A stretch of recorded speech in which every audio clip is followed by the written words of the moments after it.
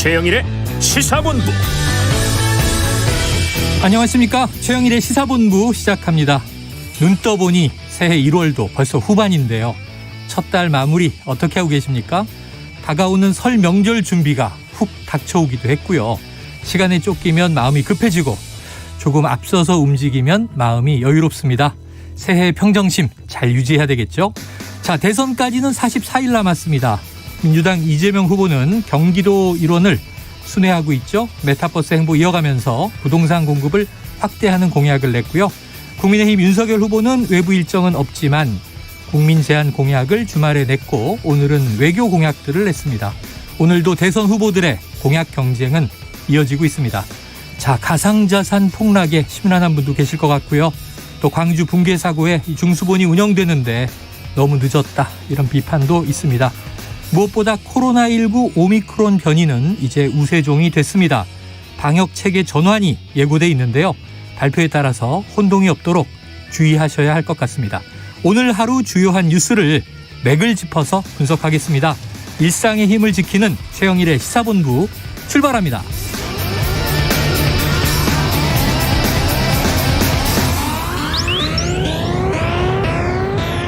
네, 1부에는요. 오늘의 핵심 뉴스를 한입에 정리해드리는 한입뉴스 기다리고 있고요.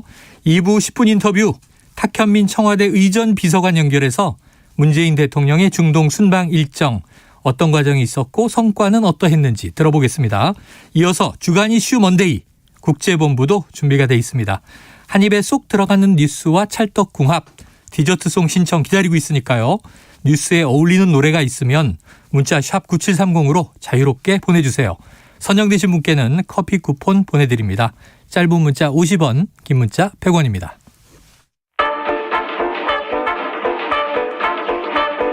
최영일의 시사본부 한입뉴스.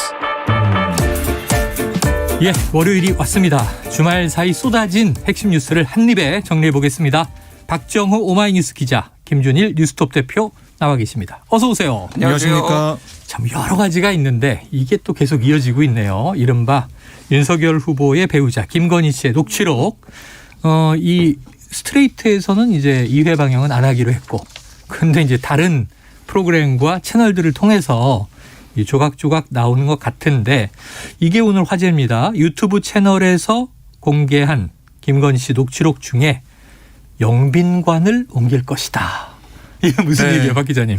그러니까 이게 김건희 씨가 서울의 이명수 기자와 대화를 할 때 이 기자가 그런 얘기를 했어요. 내가 아는 도사 중에 총장님이, 그러니까 윤석열 후보가 대통령이 된다고 하더라고. 근데 그 사람이 청와대 들어가자마자 영빈관을 옮겨야 된다고 하더라. 이렇게 말을 하자 김건희 씨가 바로 응, 옮길 거야, 이렇게 답을 해요. 네네. 그래서 이 기자가 옮길 거라고 다시 물어보니까 응이라고 다시 확인해 줬거든요. 네. 그러니까 이런 걸 볼 때 영빈관을 옮긴다는 생각을 하고 있었던 게 아니냐는 지적이 나왔고, 또 이 유튜브 채널 방송 내용을 보면 우리 남편도, 김 씨가 우리 남편도 약간 그런 영적인 끼가 있거든요. 그래서 저랑 그게 연결이 된 거야 라는 김 씨의 발언도 공개를 했습니다. 네.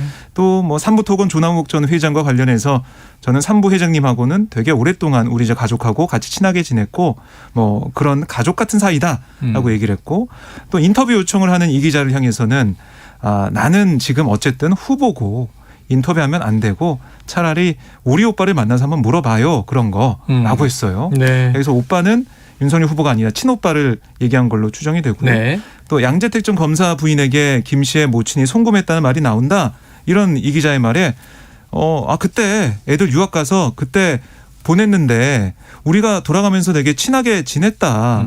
사모님하고 친하게 지내서 그래서 사모님한테 송금해 준 거다, 이렇게 또 말을 하는 모습이 포착이 돼서 네. 대화록이 공개가 됐습니다. 또 도이치모터스 주가 조작 의혹과 관련해서는 권오수 회장하고 벌써 20년이다.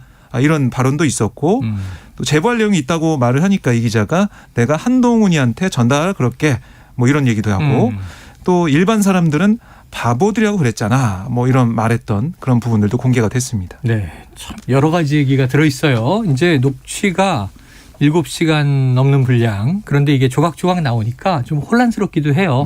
자, 김주일 대표님 어떻게 보십니까? 파장이 있습니까? 일단 지지율에는 최근 여론조사를 보면은 윤석열 후보의 지지율에는 큰 영향을 안 미친 것 같다라고 네. 보여요. 뭐 많이 빠지지 않았고 어떤 데는 더 올랐고 그런 거를 보는데 지금 중요한 거는 원팀이 되는 데는 확실히 방해가 될 것 같다. 네. 지금 뭐 홍준표, 유승민 두 사람 다 지금 굉장히 격앙된 상황이잖아요. 지금 그 말씀을 하시니까 지금 이제 박 기자님이 이 대목을 안 전했는데 네. 홍준표, 유승민 이 현 의원, 전 의원 굿했다 이런 얘기도 담겨 있는 거예요? 그렇습니다. 이것도 이제 보도가 된 내용인데요. 네. 아니 이 기자한테 김건희 씨가 뭐라고 했냐면 이 바닥에선 누구 굿하는지 나한테 다 보고가 들어온다. 네. 누가 전보로 가고 이런 게 다 들어온다는 거예요. 전국에 얼마나 많은데 정말요? 그러니까요. 이 정보를 수집하는 정보가 올라오는 어떤 커뮤니티가 있는 게 아닌지 하는 생각이 네. 들 정도로 다 안다라고 그래서 이명수 기자가 아니 그럼 홍준표도 굿했어요? 그러면 이라고 묻자 김건희 씨가 그럼이라고 답을 했고 유승민도 라고 또 이 기자가 묻자 그럼이라고 말을 했습니다. 네. 그래서 이런 내용이 보도가 되자 홍준표, 유승민 두 사람이 가만히 안 있었는데 홍준표 의원 같은 경우는 거짓말도 저렇게 자연스럽게 하면 나중에 어떻게 될지 참 무섭다. 내 평생에 굿한 적 없고 나는 무속을 믿지 않습니다. 유승민 전 의원도 그동안 침묵을 지켰었는데 이번에는 이 구술한 적이 없다라고 분명히 얘기를 했습니다. 다 부인을 했는데 네. 이게 또 타인의 이야기를 옮기는 게 민감하잖아요. 김 대표님 아까 언급해 주셨지만 원팀에는 분명히 방해가 된다. 일단 김건희 씨가 본인이 어떻게 남이 구술했는지 안 했는지를 다 네. 아는지 이거 어떻게 할까? 무속 총사령관입니까? 본인한테 다 보고가 들어오는지. 제가 아는 한 무속인들이 워낙 다양해서 예. 뭐 한 커뮤니티의 네트워크로 묶여 있는 것도 아니잖아요. 그리고 뭐 본인은 구술 안 한다라고 얘기를 하는 게 내가 오히려 무속인데 전 봐주고 네네네. 내가 자기가 약간 신기가 있어서 뭐 이런 얘기도 했어요. 신은 안 받았지만 예. 통찰이 강하다 이런 얘기를 했죠. 뭐 그런 얘기를 했어요. 하여간 이게 뭐 진짜 사적인 대화긴 한데 듣는 사람들 입장에서는 이게 보도가 되면은 특히 이제 유승민, 홍준표 두 사람 입장에서는 굉장히 기분 나쁘겠죠. 네네. 그래서 지금 오늘 아침에는 그 전체적인 흐름을 보면 홍준표 의원을 사실상 윤석열 측이 쳐내는 거 아니냐 이런 느낌이 들어요. 오늘 네네. 아침에 김용남 전 의원이 MBC 라디오 나와가지고 홍준표는 빨간 속옷까지 입고 다녔다더라. 뭐 이런 얘기, 그러니까 주술적 의미로 본인도 미신을 믿지 않았느냐 이런 취지군요. 그러니까 정의와 열정으로 사실은 홍준표 의원은 그런 거를 한 적이 있었다. 빨간 네네. 넥타이도 하고 빨간색을 한 적이 있었다라고 화제가 옛날에 됐었죠. 해명을 했는데 어쨌든 그런 거를 다시 하는 거는 이거는 뭐 홍준표와 원팀할 의사 없다라는 게 거의 이런저런 주술로 인해서 이제 거의 확인이 된다 이렇게 네. 봐야 될 것 같아요. 자, 아까 잠깐 처음에 얘기해 주셨는데 이 발언 내용을 들어보면 세기도 하고 이거 좀 논란될 만한 거 아닌가 싶은데 왜 지지율에는 크게 영향을 못 주는 겁니까? 그러니까 이게 너무 처음에 그러니까 MBC 스트레이트의 첫 보도가 조금 매가리가 없었다라는 거고 말씀하셨다시피 너무 많아요. 뭐가 너무 많은데 지금 민주당이 조금 소위 말해서 가르마를 타기 시작했어요. 뭐냐면은 이거는 다른 거는 다 필요 없고 무속과 주술 쪽으로 집중을 하자 화력을 그러면서 우연의 일치인지 모르겠지만 MBC도 뉴스데스크에서 그것만 지금 보도하기 시작했어요. 다른 건 안 하고.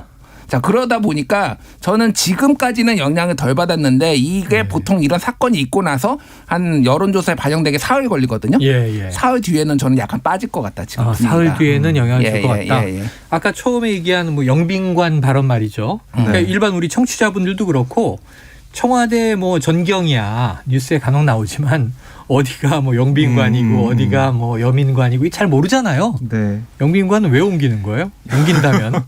영빈관이 이제 그 손님들 맞이하는 그렇죠. 외국에서 오는 영빈관 그 옮기는 그 얘기를 한 건데, 그러니까 이게 뭔가 좀 안 맞다는 거죠. 터 자체나 이런 것들이 풍수에 좀 안 맞다는 얘기를 하는 것 같아요.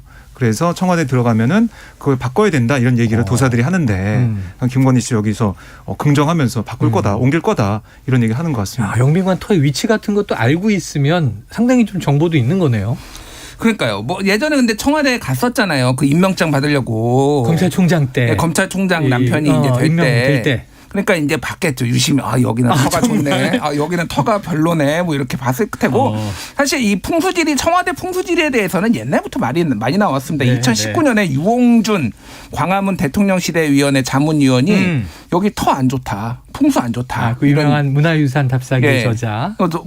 문화재청장이었죠. 전 문화재청장. 이런 분도 이제 얘기를 할 정도로 여러 논란들이 있었어요. 예. 자, 이 후보보다 이 배우자가 더 지금 화제가 되고 있는 게 좋은 일인지 모르겠습니다만 지금 이게 팬클럽이 만들어져서 회원 수만이 늘었다. 이런 이제 보도도 있었는데 여기서 뭐 좀 흥미로운 이야기를 하나 내놨네요. 네, 그러니까 김건희 씨 팬클럽인 이 건희사랑이란 거, 뭐 네. 희사모라고도 불리는데 여기 회장인 강신업 변호사가 강 변호사가 회장이에요? 네, 방송 많이 같이 하시던 분인데. 네. 페이스북에 김건희 대표님 가장 최근 사진입니다.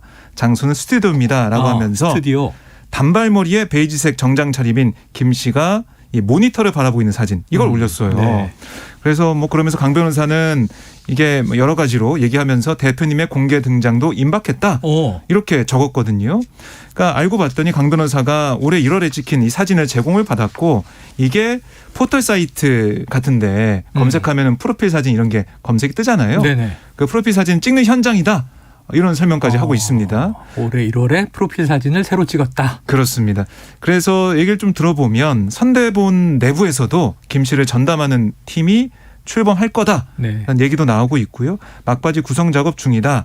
그리고 또 어떤 언론에서는 다음 달 설 연휴 직후부터 비공개로 봉사활동을 하거나 미술관이나 박물관 등을 방문한 다음에 이걸 좀 사후 공개하는 방식으로 바로 뭐 사람들이 모일 수 있는 그런 일정을 공개하는 게 아니라 사후에 실시간은 아니라 하더라도 네, 공개하는 방법으로 활동을 고민하고 있다. 이렇게 전해지고 있습니다. 자, 공개 행보가 좀 이제 예고되고 있다. 이제 실제로 시간이 흘러서 어떻게 하는지 좀 지켜봐야겠죠. 그런데 지금 권영세 선대 본부장이기도 하고 사무총장이기도 하고 오늘 보직이 하나 또 생긴 것 같은데 왜냐하면 이 3구 재보선이 있잖아요. 공천관리도 이제 네. 맡은 것 같아서 이제 실권자입니다. 그런데 관련해서 이야기를 한 것 같아요, 김 대표님. 그러니까 이게 지금 하루 사이인데 이게 지금 어제 그 박정우 기자가 얘기했던 게 프로필 사진 네. 공개한 게 어저께 나왔던 거거든요. 네. 근데 오늘 지금 국민의힘 기류는 이걸 좀 공개 행보를 하는 게 맞느냐 지금 사과까지 해야 되는 거 아니냐 이런 분위기예요. 권영세 그 본부장이 김건희 사과 활동 이것도 어떻게 해야 될지 고민이다 이런 거예요. 여론이 안 좋다라는 겁니다. 이거는 네. 전체적으로 그 하루 사이 이틀 사이에도 이게 기류가 확 바뀔 정도로 그렇게 되는 거고 지금 권영세 의원 같은 경우에는 이미 홍준표 의원하고 상당히 설전해 버렸잖아요. 그렇죠. 가기를 세웠죠. 구태와 뭐였죠? 그 다음에는 지도자가 아니라 당원 자격도 없다 이런.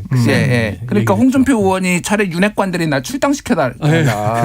그런 얘기까지 할 정도로 지금 갈등의 중심에 서 있어요. 사실은 원래 굉장히 점잖은 분으로 알려져 있는데 이거를 좀 어떻게 해결을 할지 사실 지금 원팀이 되더라도 쉽지 않은 게 선거인데 지금 당내 갈등을 지금 어떻게 해결을 할지가 좀 지켜봐야 될 것 같아요. 예. 자, 김 대표님이 선거 전문가로서 김건희 씨의 공개 행보 도움이 될까요? 윤 후보에게? 지금은 그냥 자중자애하시는 게 좋을 것 같아요. 오히려. 매일 뉴스가 나오고 얼굴만 봐도 지금 굿이 떠오를 분이 굉장히 많을 텐데 이게 될까요? 지금은 조금 뭐 일부 이를테면 걸크러시다라는 거는 진짜 소수거든요. 지금 상황에서는. 예. 근데 뭐 제가 볼 때는 공개 행보를 하긴 해야 될 것 같아요. 제가 봤을 때는. 하긴 해야 느낌이. 된다. 왜냐하면 안철수 후보랑 계속 비교되는 게 아닌가 하는 생각이 들거든요. 김미경 교수는 계속해서 지금 일정을 소화하고 내외가 있고. 함께 돌고 있죠. 그렇습니다. 뭐 따로 또 지역도 따로 돌기도 하고 그런 상황이고 어제 뭐 안철수 후보가 이 안설이 이 딸 안설이 박사의 미국에서 귀국하는 현장까지 가서 그 모습을 기자한테 보여줬었는데 가족이 뜁니까 이제? 가족으로 좀 보여주는 겁니다. 그래서 윤석열 후보와 좀 비교되는 그런 부분들을 부각시키는 것 같은데 이런 게 아무것도 아닌 것처럼 보이지만 설 명절, 설 연휴를 지나면서 분명히 회자가 될 거예요. 자, 가족들이 나오더라. 박정우 기자 얘기는 뭔가 느낌이 김건희 활동 유도설 같아요. 나와야 된다라고 했는데 스튜디오도 팽팽합니다. 나와야 된다라고 했는데 막상 나오면 지지율을 깎아먹는 약간. 국민들 보기에는 궁금하겠죠. 준일 거사는 자중자애 하십시오. 이렇게 조언을 했고 지금 뭐예요? 우리 정호 법사는 활동을 해야 할 것 같다 이렇게 얘기를 했고. 자, 그래요. 자, 김건희 씨 주중에 사과 입장문을 검토하고 있다. 이런 보도도 나오고 있어서 사과를 하면 또 그 다음에 공개 행보를 해야겠죠. 왜냐하면 설 명절 지나서 이제 44일 남은 대선인데 이 부부가 같이 유세에 나서지 않고 끝까지 갈 수 있을까요? 그러니까요. 그것도 그런 유례가 점들이, 없는 일이라. 네. 왜 안 나오는 거냐 이런 얘기 계속 나올 거거든요. 자, 여권으로 가봅니다. 이재명 후보 말이죠. 주말 사이에 좀 화제가 된 게 대선에 지면 감옥에 갈 것 같다. 이 발언은 왜 나온 겁니까? 그러니까 이 맥락을 쭉 보면 그러니까 윤석열 국민의힘 후보가 대선에서 이기게 된다면 이제 검찰 공화국이 되고 그다음에 윤 후보가 윤 후보 이 검찰 총장이었을 때 그 당시에 돌이켜 보면 이게 죄 없는 사람도 감옥에 간 거 아니냐. 또 그걸 좀 부풀려서 네네. 또 구속시킨 거 아니냐 이런 얘기를 하고 있는 거죠. 그런 맥락에서 얘기를 하다가 이번에 제가 지면 대선에서 지면 없는 죄로 감옥 갈 것 같다. 이렇게 말을 한 거예요. 그러니까 그만큼 지금 윤석열 후보가 대선에서 이기면은 이거는 우리 대한민국 전체적으로 좋지 않다. 그리고 나한테도 없는 죄를 만들어서 감옥 보낼 정도로 그런 심각한 상황이다. 이런 얘기를 한 거고. 보복 정치가 시작될 것이다. 그렇습니다. 이런 사실 뭐 무서운 경고네요. 김건희 씨도 7시간이 녹취록에서 보면 비판적인 언론을 뭐 감옥에 넣겠다 이런 취지로 얘기를 했었고 그리고 조국 전 장관 수사 관련해서도 가만히 있었으면은 뭐 그냥 끝났을 텐데 계속 뭐 유시민 전 장관이나 김어준 총수 등등 얘기를 하면서 막 그렇게 그쪽에서 검찰 공격했기 때문에 이렇게 구속까지 한 거다라는 얘기를 했어요. 그런 걸 비춰보면서 이재명 후보가 좀 강하게 얘기를 한 셈입니다. 자, 그런데 이제 주말에 보니까 민주당 일각에서는 이 말이 계속 보도되고 화제가 되니까 조금 당혹스러워하는 기류도 있어요. 그리고 이재명 후보가 이런 말까지 한 건 좀 조급하기 때문 아니냐. 이렇게 열심히 뛰는데 지지율이 별로 움직이지 않으니까 답답해서 한 얘기 아니냐. 이런 또 분석도 있는데 김주일 대표님 어떻게 보십니까? 뭐 오늘 강기훈 의원이 강기훈 의원이 아니라 맞나요? 강기훈 단장이죠. 네, 단장이죠. 의원이죠. 네, 오늘 라디오에 나와서 조급함과 절실함은 한 끗 차이라고 얘기했어요. 같은 맥락인데 누가 보기에는 조급한 거고 그러니까 그런 취지로 이제 얘기를 했어요. 절실함의 표현이다라는 거고 뭐. 그러니까 지금 전체적인 상황을 보면은 윤석열 후보의 지지율이 빠져도 이재명 후보가 지지율이 많이 오르지 않았던 거. 소위 말하는 박스권. 뭐 송영길 대표는 그래서 박스권이라는 표현 쓰지 말자. 민주당 내에서라도 비등점을 향해. 정성호 의원도 박스권 아니다 이렇게 또 해명을 하시더라고요. 비등점을 향해서 뭐 끌어오른다 뭐 이런 표현을 쓴다는데 뭐 박스권 맞죠 사실은.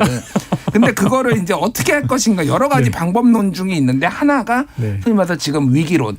진짜 위기다. 그래서 다음날 이런 얘기도 했어요. 이번 대선은 5만 표, 3만 표로 결정날 것 같다. 이재명 후보가 이렇게 얘기를 했거든요. 역대 가장 적었던 게 그 뭐 60년대 선거 빼놓고요. 그리고 DJ가 97년에 됐을 때 그때 1.53% 포인트였나요? 그 정도였는데 그때 아마 60만 표였나 제가 정확하게 기억이 안 나는데 그 정도였어요. 그렇죠.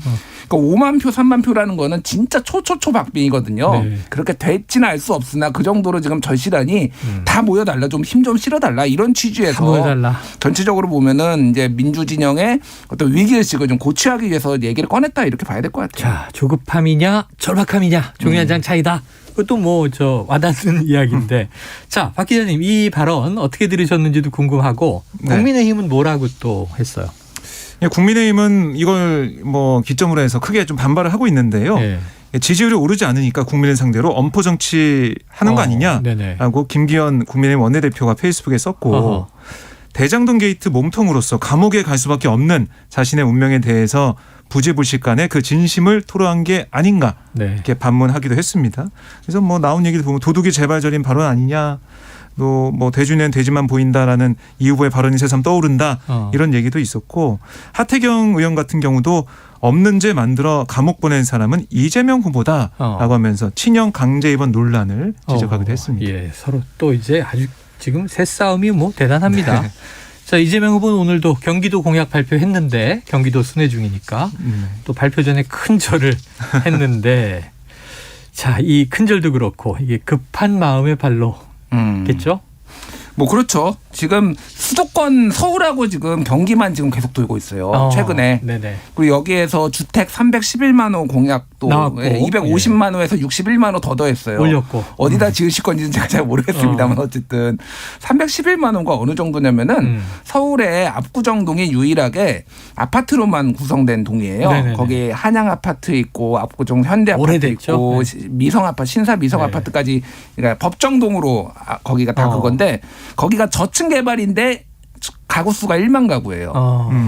그러면 300만 가구를 짓겠다라는 거는 압구정동을 300개를 새로 만들어야 된다. 물론 다 서울에 만드는 건 아니지만은 그래서 어떻게 하실지 뭐 그거는 이재명 윤석열 둘 다 공이 똑같습니다. 윤석열보다 250만 원 짓겠다고 해서 무속만 잘하시는 줄 알았더니 이분이 또 부동산을 잘하시네요. 네, 야 대단합니다. 어쨌든 근데 그 정도로 지금 계속 이제 그 얘기를 하고 있는 거죠. 네. 그래서 뭐 그 절실함이 지금 저는 느껴지고 있습니다. 절실함이 느껴지고 있다.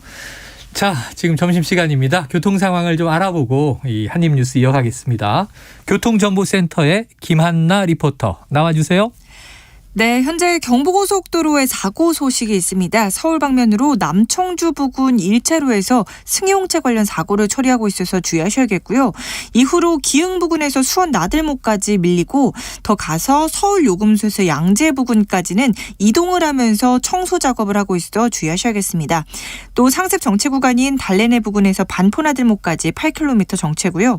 반대 부산 쪽으로도 사고가 났는데요. 오산 부근 5차로입니다. 승용차 관련 사고를 처리하고 있어서 부근으로 1km가량 정체되고 있고 이전에는 한남에서 서초까지 또 죽전 부근에서 수원 나들목까지 7km 정체고요. 동탄 분기점에서 5km 속도 더디게 지나고 있습니다. 또 중부고속도로 하남 쪽으로는 남이 분기점 부근에서 서청주까지 6km 사이에 차들이 몰려 지나고 있고요. 수도권 제일순환고속도로 판교에서 일산 쪽으로는 소래터널 부근에서 중동 나들목까지 7km 정체인데 여기 중동 나들목 3차로와 갓길에 걸쳐서도 사고를 처리하고 있어서 부근으로 혼잡합니다. 또 영동고속도로 강릉 쪽으로는 서창 분기점에서 월곶 분기점까지 또 반월터널 부근에서 부곡 나들목까지 7km 주춤합니다. 목적지까지 안전운전하시기 바랍니다. KBS 교통정보센터였습니다.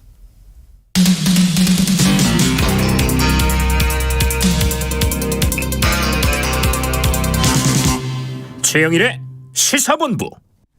네, 이게 교과서에 나오는 얘기 같은 뉴스가 나와서 우리가 항상 뭐 연도도 나오고 그러는데 86 용퇴론, 네. 뭐 7인회 선언 이런 보도가 있어요. 무슨 얘기입니까 이거? 네, 민주당에서 나오는 얘기인데요. 네. 그 86 용태론. 저희 때는 뭐 386 이렇게 좀 많이 들어왔는데 야. 지금 뭐 586까지 얘기를 하고 있죠. 조금 있으면 이제 686 될 판이에요. 네, 세대가 계속 이제 나이가 들어가면서 네. 어쨌든 86 용태론이 김종인 민주당 의원이 공개적으로 거론했습니다. 그러니까 지금 사실은 민주당 내에서도 뭐 86 용태론 얘기가 좀 있긴 했어요. 이제 뭐 저 그 국민의힘 쪽에서는 거세게 586 비판을 해왔고. 네, 그래서 86 용태를 좀 해야 우리가 지지를 더 받을 수 있는 거 아니냐 얘기가 나왔는데 김종민 의원이 처음으로 좀 공개적으로 촉구를 했습니다. 네.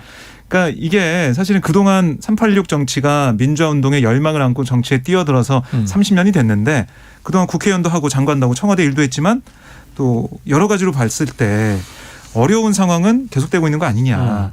임금 격차도 계속해서 악화가 되고 있고 총체적인 민생 위기도 있고 이랬을 때 586이 용태를 하면서 책임질 모습을 보여야 국민들께서 진정성을 인식하실 거다라는 얘기를 하고 있는 겁니다. 그래서 이재명 후보 측에서도 얘기를 좀 들어보면 박스권에 갇힌 지지율 돌파용으로 좀 이렇게 필요하지 않냐 얘기가 나오고 있어요. 그래서 보면은 뭐 송영길, 우상호, 이인영, 임종석 뭐 저희가 이름만 들어 다 아는 86세대 얼굴들의 집단 퇴장이 좀 있어야 되는 거 아니냐 이런 충격적인 요법이 필요하다 이런 얘기가 나오고 있고요. 여기에 대해서 이재명 후보 같은 경우는 어제 이 얘기가 나왔거든요. 네네. 거기에 대해서 처음 듣는 얘기다. 나중에 상황 확인해보고 말씀드리겠다 이렇게 얘기를 했고 오늘은 7인회 얘기가 나왔어요. 7인회가 뭐냐면 네. 이 정성호, 김영진, 김병욱, 임종성, 문진석, 김남국 의원과 이규민 전 의원이 이 이재명 후보가 정치적으로 어렸을 때부터 어렵고 힘들 때부터 같이 해온 그러니까 동지 같은 그런 느낌의 인사들 7명이 모여 있다고 해서 7인회라고 불리고 있습니다. 그런데 이 7인회 대자장격인 정성호 의원이 기자회견 통해서 오늘 뭐 다 모였습니다. 이규민 전 의원 빼고 다 기자회견장에 모였는데 네. 기득권을 내려놓겠다라고 얘기하면서 이 후보가 당선되더라도 임명직은 맞지 않겠다라고 선언했습니다. 그래서 이게 뭐 누구랑 친하고 뭐 어떤 정파라고 해서 무조건 뭘 맞는 게 아니라 진영을 넘어서 편가르기 뭐 지역 넘어서 오직 능력과 성실함을 기준으로 인사가 선택돼야 된다. 이렇게 얘기하면서 우리가 먼저 기득권을 내려놓겠다라고 선언했습니다. 네, 임명직은 맞지 않겠다. 이분들은 다 현역 의원들 이제 선출직이죠. 네. 하지만 이제 내각에 참여하지 않겠다 이런 걸 들리는데. 그렇습니다.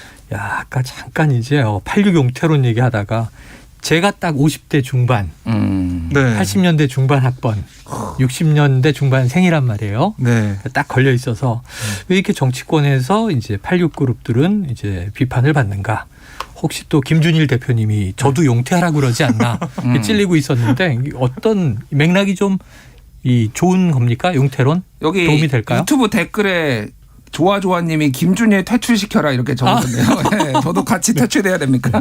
이게 86 아니잖아요. 아니에요. 네. 그러니까 제가 사실은 그 다음이잖아요. 제가 이제 뭐 여기뿐만이 아니라 다른 뭐 방송에도 많이 나가거든요. 97 그룹. 뭐 YTN이나 뭐 연합뉴스 TV나 이런 데 나가서 제가 한 2주 전부터 이 얘기를 했어요. 네. 아.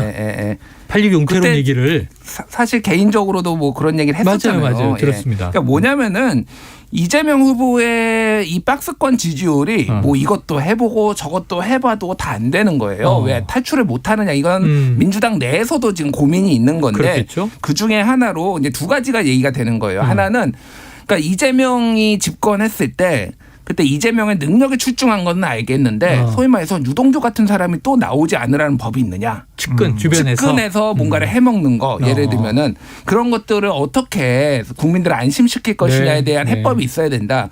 두 번째는 민주당에 이제 훌륭한 정치를 해오셨지만은 사실 2030 젊은 세대들이 보기에는 그 586 정치인들은 기득권의 상징이 돼버렸어요 이미. 그래서 어느새. 억울한 부분이 있겠지만은 이분들이 뭔가 희생과 결단을 하지 않으면은 이 네네. 민주당에 대한 젊은 세대의 비호감도가 사라지지 않을 것이다라는 게 당 안팎에서 이미 나오기 시작했어요. 네네. 근데 제가 이제 그런 부분들을 한 2주 정도 전부터 얘기를 했었고, 그러니까 결국 뭐 제 잘난 척이 아니라 그러니까 그런 거죠. 그러니까 이게 민주당에서도 고민이 있다가 이제 튀어나온 거예요. 그러니까. 드디어 잠재돼 그러니까, 있었는데. 그래서 7인회에서 먼저 우리가 임명직 안 하겠다라는 건데 사실 7인회를 정치 고관여층은 아시지만은 누가 알겠습니까?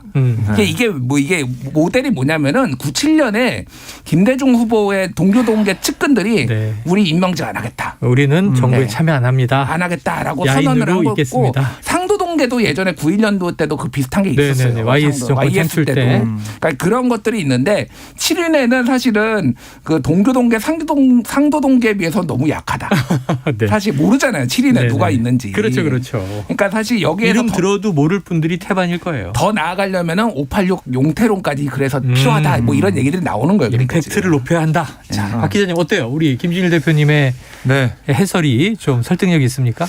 네, 아무래도 민주당에서 김준일 대표 이 논평을 듣고 이 평론을 듣고 아마 결정을 막 한 게 아닐까 생각이 들 정도로 법사 맞나? 네. 뒤에서 혹시 그래서 뭐 어쨌든 오늘도 이재명 후보가 7인의 이 임명직 안 맡겠다 이 선언에 대해서 네.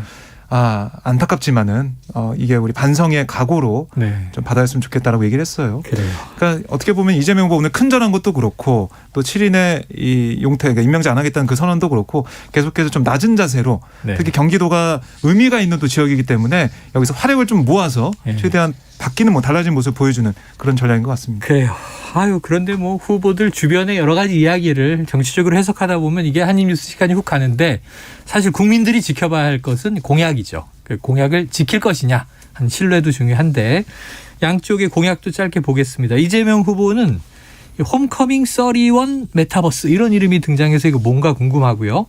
윤석열 후보는 공약 언박싱. 언박싱이 이제 박스를 연단 얘기잖아요. 우리가 택배 받으면. 네. 어떤 공약들이 나왔습니까? 양쪽에서. 네, 지금 보면 이재명 후보가 경기도가 31개 시군으로 구성되어 있는데 그렇군요. 어제부터 목요일까지 4박 5일 동안 31개 시군 모두를 다 방문하겠다 이 일정을 소화하고 있습니다. 그래서 어제에서 오늘도 지금 보면은 뭐 성남, 양평, 뭐 이천, 광주, 경기도 광주 이런 곳을 돌아다니는 상황인데요. 그에 앞서서 오늘 경기도 공약을 발표했어요. 네. 그래서 GTX 신규 노선을 추가하고 일기 신도시 재건축 규제를 완화하겠다.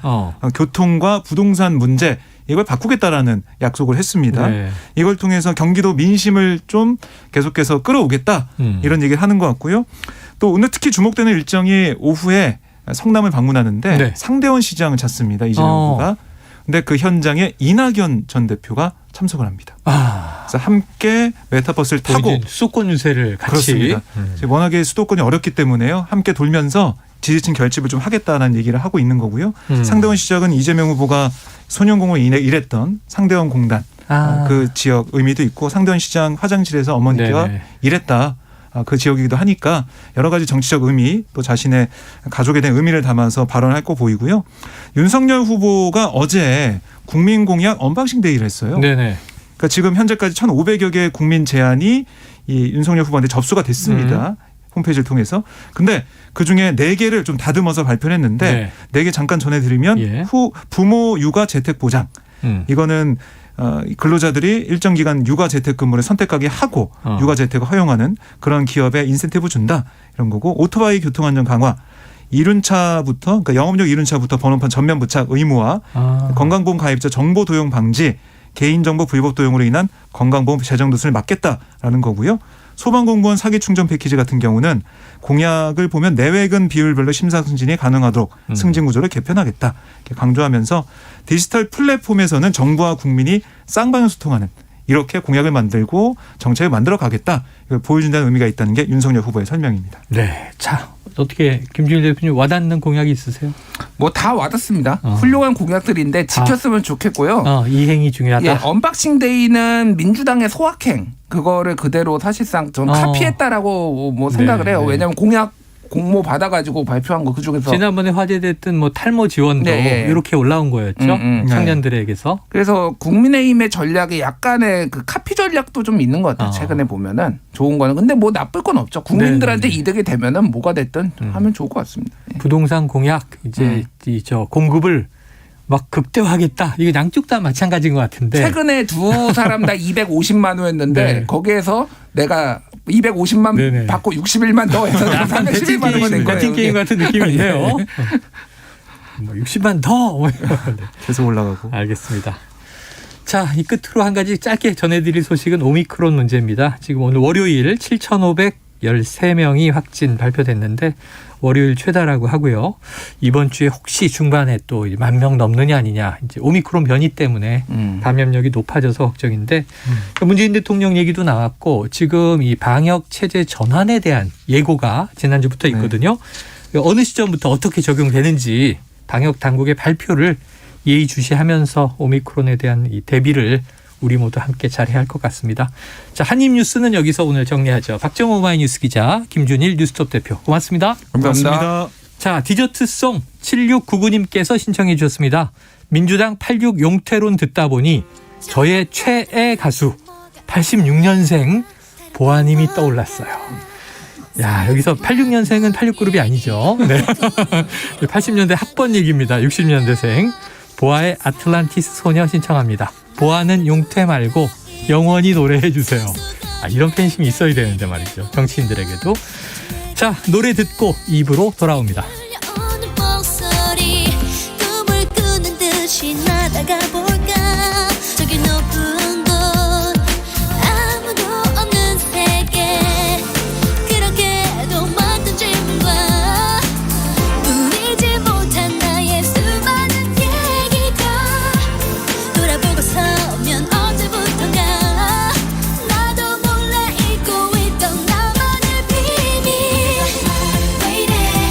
이제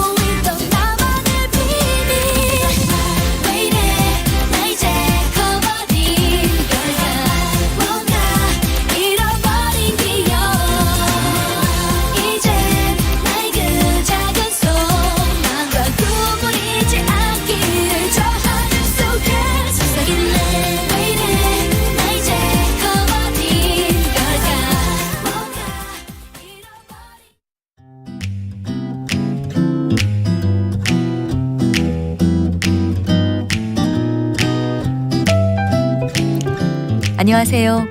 바른말 고운말입니다. 언제부터인가 우리는 코로나19에 대한 뉴스를 하루도 빠짐없이 듣고 있죠. 그래서 오늘은 이와 관련된 어려운 표현을 우리말로 다듬은 몇 가지를 소개해드립니다. 얼마 전에 어떤 지역에서 처음으로 오미크론 확진자가 3명 발생해서 지표 환자와 접촉한 12명도 검사 중이라는 발표가 있었습니다. 여기서 말하는 지표 환자의 뜻이 처음에는 쉽게 와닿지 않던데요. 그래서 이것을 첫 확진자로 다듬었습니다. 또 코로나19 상황 초기에 비말 감염이라는 표현을 자주 들었는데요. 사실 비말이란 표현이 생소하게 느껴졌던 분들도 많았을 겁니다. 비말은 날 비자에 거품 말자를 써서 날아 흩어지거나 튀어오르는 물방울을 뜻합니다. 이 어려운 한자어 대신에 침방울로 다듬어서 사용할 수 있습니다. 코로나19 상황이 장기화되다 보니까 많은 사람들이 번아웃 증후군을 호소합니다.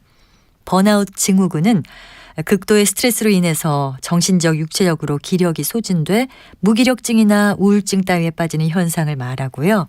우리말 탈진 증후군으로 다듬었습니다. 또 백신의 면역 효과를 강화하거나 효력을 연장하기 위해서 일정 시간이 지난 뒤 추가 접종하는 것을 부스터샷이라고 하지요. 이것은 추가 접종으로 다듬었습니다. 바른말 고운말 아나운서 변희영이었습니다.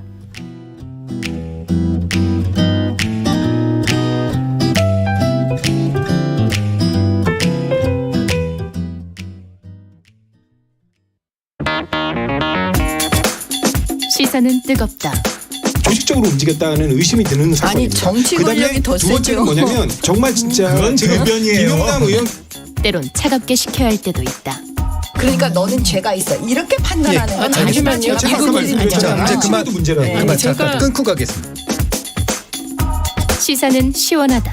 이처럼 소가 화장실을 이용하면 배설물을 한 곳에서 처리할 수 있으니까 온실가스 배출량을 획기적으로 줄일 수 있다고 하는군요. 시원한 바람처럼 기분 좋은 소식이 있다. 시사의 핫앤쿨 KBS 1라디오에 다 있습니다. 평일 저녁 7시 20분 정준희 교수의 KBS 열린 토론, 평일 밤 10시 5분 김성환의 시사야. 많은 청취 바랍니다.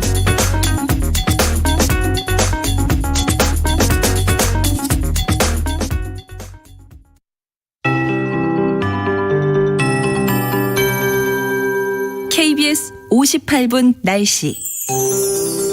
한파가 주춤하며 기온이 빠르게 오르고 있습니다. 오늘 전국 대부분이 평년 기온을 웃돌 텐데요. 한낮에 서울이 9도, 대전과 부산 10도, 광주는 11도로 어제와 비슷하거나 약간 높겠습니다. 당분간 충청 이남으로 낮 기온이 10도 안팎을 보이며 마치 초봄처럼 온화하게 느껴지는 곳도 있겠습니다. 추위가 쉬어가는 동안 공기질은 좋지 않겠는데요. 지금 일부 충청과 전라권을 중심으로 먼지가 많습니다. 청주의 미세먼지 농도가 매우 나쁨 단계고 광주를 포함한 전라권에는 초미세먼지가 갈수록 짙어지고 있습니다. 내일도 인천, 경기 남부를 비롯한 서쪽 지역의 공기가 탁하니까요. KF 지수가 높은 보건용 마스크를 착용하는 등 호흡기 건강 잘 챙겨주시기 바랍니다. 강원 영동과 경북 북동 산지, 동해안, 제주도는 오늘도 하늘 표정이 흐립니다. 밤까지 약하게 빗방울이 떨어지거나 눈이 날릴 수 있겠고요. 강원 산지는 낮은 구름의 영향으로 낮 동안 시야도 답답하겠습니다. 내일은 중부지방에 눈비 소식 있는데요. 아침에 중부 서해안을 시작으로 낮에는 그 밖의 수도권과 충남에, 밤까지 강원 영서와 충북 곳곳으로 확대할 전망입니다. 양은 적겠고 서쪽 지역의 공기는 계속해서 탁하겠습니다. 지금 서울의 기온은 8.2도, 습도는 45%입니다. KBS 58분 날씨 박다효입니다.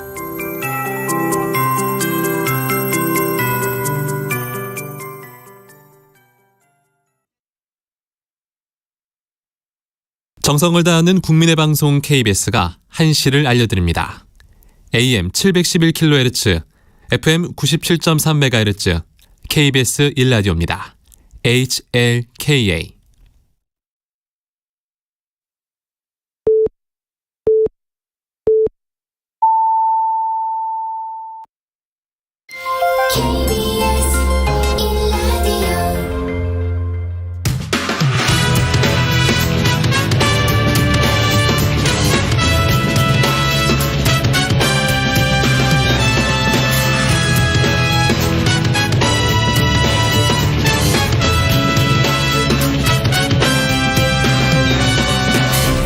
KBS 1라디오 최영일의 시사본부.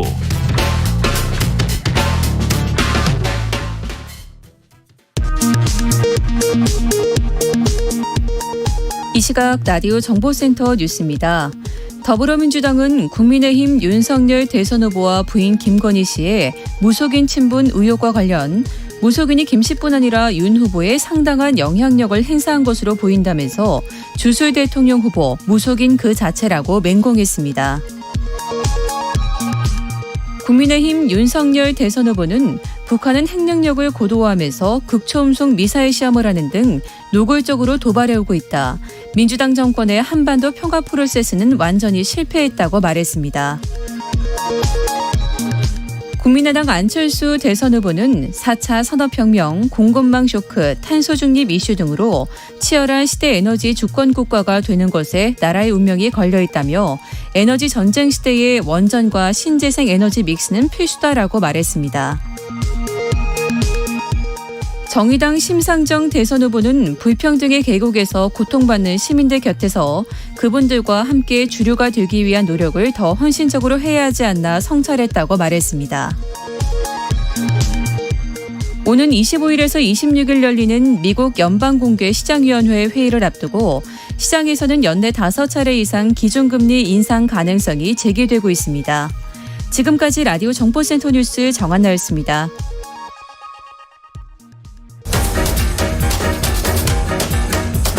최영일의 시사본부 10분 인터뷰. 네, 단 10분 동안 이슈의 핵심을 10분 짚어드리는 10분 인터뷰 시간입니다. 문재인 대통령과 김정숙 여사가 중동 3개국 순방 일정을 마쳤고요. 지난 토요일에 귀국을 했습니다. 사상 최대의 무기 수출 계약을 성사시켰다. 이 소식도 있지만 또 순방 중에 드론 테러가 발생했다는 돌발 상황도 발생하면서 좀 놀라신 국민도 계실 텐데요. 자, 문 대통령을 직접 수행한 탁현민 청와대 의전 비서관을 연결해서 순방과 관련한 궁금증을 풀어보도록 합니다. 자, 탁 비서관님 안녕하세요. 네, 안녕하세요. 네, 고생하셨습니다. 네, 감사합니다. 주말에 여독은 좀 풀리셨어요? 저희는 지금 재택근무 중이라 예, 뭐 열심히 일하고 있습니다. 출근 안 하시고 재택으로 이제 예. 또 일하십니다. 격리 기간이 있으니까요. 네, 맞습니다. 자, 문 대통령과 김정숙 여사 두 분 다 6박 8일 숨가쁜 일정을 소화하셨는데 건강은 괜찮으신가요? 예, 근데 일정이 너무 빡빡하고 거의 한 20개 가까운 일정들을 6박 8일 동안 진행을 했고 네. 또 거기에 3개국을 계속 비행기를 타고 이동하는 바람에 아무래도 체력적으로 좀 무리가 없다고는 할 수 없겠죠. 근데 뭐 특별하게 지금 뭐 아프시다거나 이런 건 아니고요. 지금 마찬가지로 재택근무 중이십니다. 관저에서. 네. 자, 오늘이 문재인 대통령의 70번째 생일이다. 이렇게 들었는데 맞나요? 예, 맞습니다. 그럼 청와대에서 보내는 이제 마지막 생일. 자, 네, 어떻게 보내신지도 궁금한데 지금 근데 뭐 그 자가격리 기간에 재택근무시라 뭐 어떻게 특별한 뭐 생일 파티라든지 뭐 축하 이런 자리를 만들기는 어려울 것 같네요. 네. 뭐 영부인하고 조촐하게 격리 기간 중에 예. 생일을 보내시는 것 같은데 아마 또 귀국하시자마자 산적해 있는 현안도 많고요. 맞습니다. 또 이제 이 광주의 이 건물 붕괴 수색 이어지고 있고 울산에서 또 큰 화재가 발생했고 이거 다 챙기셔야 되는 거잖아요. 맞습니다. 순방을 갔다 온 것을 정리해야 되는 것도 있지만 그 사이에 벌어졌던 국내 현안도 또 점검을 하셔야 되기 때문에 오고 가고의 물리적 부담도 클 뿐더러 돌아와서 산적해 있는 업무 처리 때문에 상당히 힘든 시간들이 좀 있죠. 역시 또 국내 현안도 만만치 않기 때문에. 자, 그런데 이제 의전 비서관이시잖아요. 네네. 탁현민 비서관님 또 이 어떤 크리에이티브 이게 많은 문화예술인이시기도 한데 원격으로라도 생일 축하 메시지 전하셨을 것 같아요. 어떻게 전하셨습니까? 그래서 제가 고민을 좀 해봤는데 마침 오늘 이 통화가 있어서 네네. 이 자리를 빌어서 대통령께 생일 축하한다고 전해드리고 네네. 만약에 신청곡이 된다면 백마강이라는 노래를 신청하고 싶습니다. 백마강. 예. 그저 문재인 이게 가장 대통령의 특별한 그 축하 인사가 아닐까 싶습니다. 그래요. 저희가 오늘 소화 못하면 저희가 녹음을 해서라도 전해드려야 되겠네요. 예, 자, 부탁드립니다. 탁현민 의전 비서관의 문 대통령께 드리는 생일 이게 화상 메시지는 아니지만 음성 메시지가 되겠습니다. 예. 자, 본격적으로 오늘 주제 한번 여쭤볼게요. 문 대통령의 사실상 마지막 순방 아닌가 싶기도 한데 아랍에미리트, 사우디아라비아, 이집트 이번 방문의 의미와 성과를 좀 설명해 주신다면요. 그래서 일단 아중동 3개국을 이번에 순방을 한 건데 그동안 저희가 우리나라의 외교라는 게 이제 미국 중심 혹은 북미 중심의 외교였다면 신남방 혹은 신북방 정책을 통해서 북방 외교와 남방 외교를 병행해서 성과들을 많이 냈잖아요. 특히나 신남방 같은 경우에는 거의 모든 국가를 다 순방을 하신 셈이 됐고 마지막으로 남아있는 게 이제 아랍과 중동 그리고 아프리카 국가였는데 이번에 그 마지막을 맺었다 이렇게 큰 의미를 부여할 수 있을 것 같고요. 뭐 이미 많이 보도가 됐지만 국방 관련한 그 청궁 미사일 같은 경우에 이미 결과가 나왔고 그다음에 또 뭐 걸프 협력 회의라고 하죠. GCC와의 FTA가 또 재개됐고 더불어 사우디에서 추진하고 있는 2030 사우디 안에 이제 경제 계획에 우리 국가와 우리 기업들이 적극적으로 참여할 수 있는 발판을 마련했고 또 이미 진출해 있는 사우디와 이집트의 지하철 공사라든지 추가로 벌어지는 그 건설 수주 현황을 직접 점검하시면서 긍정적인 효과들을 끌어냈고 뭐 이런 여러 가지 순방 성과들이 있겠죠. 자, 과거 같으면 이런 경우에 대통령이 직접 세일즈 외교를 성사시켰다.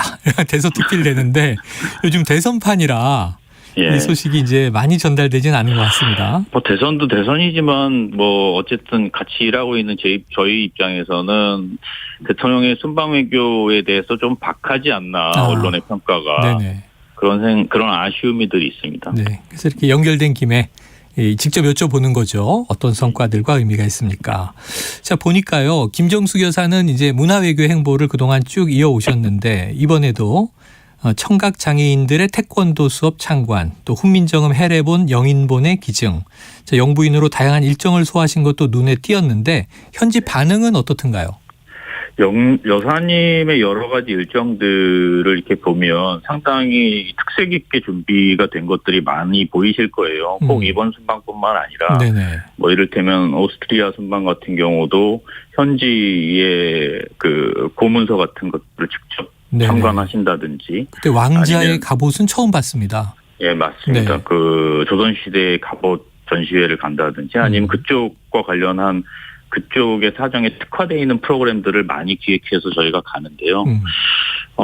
대통령이 기본적으로 정상회담을 비롯해서 꼭 처리하셔야 할 외교적 그 프로그램들을 진행한다면 여사님은 방문 국가와 우리나라 사이에 밀접한 교류, 그다음에 유대관계 이런 것들을 위해서 프로그램들을 주로 많이 기획하는 편이고 그 두 개가 하나의 축으로 순방외교를 만들어낸다. 그래서 대통령의 공식적인 일정뿐만 아니라 여사님의 문화적인 외교의 힘이 상당히 많이 작용해서 방문 국가들이 우리나라에 대한 인식이라든지 친밀감이나 호감이 상당히 높아지는 결과들을 가졌다고 봅니다.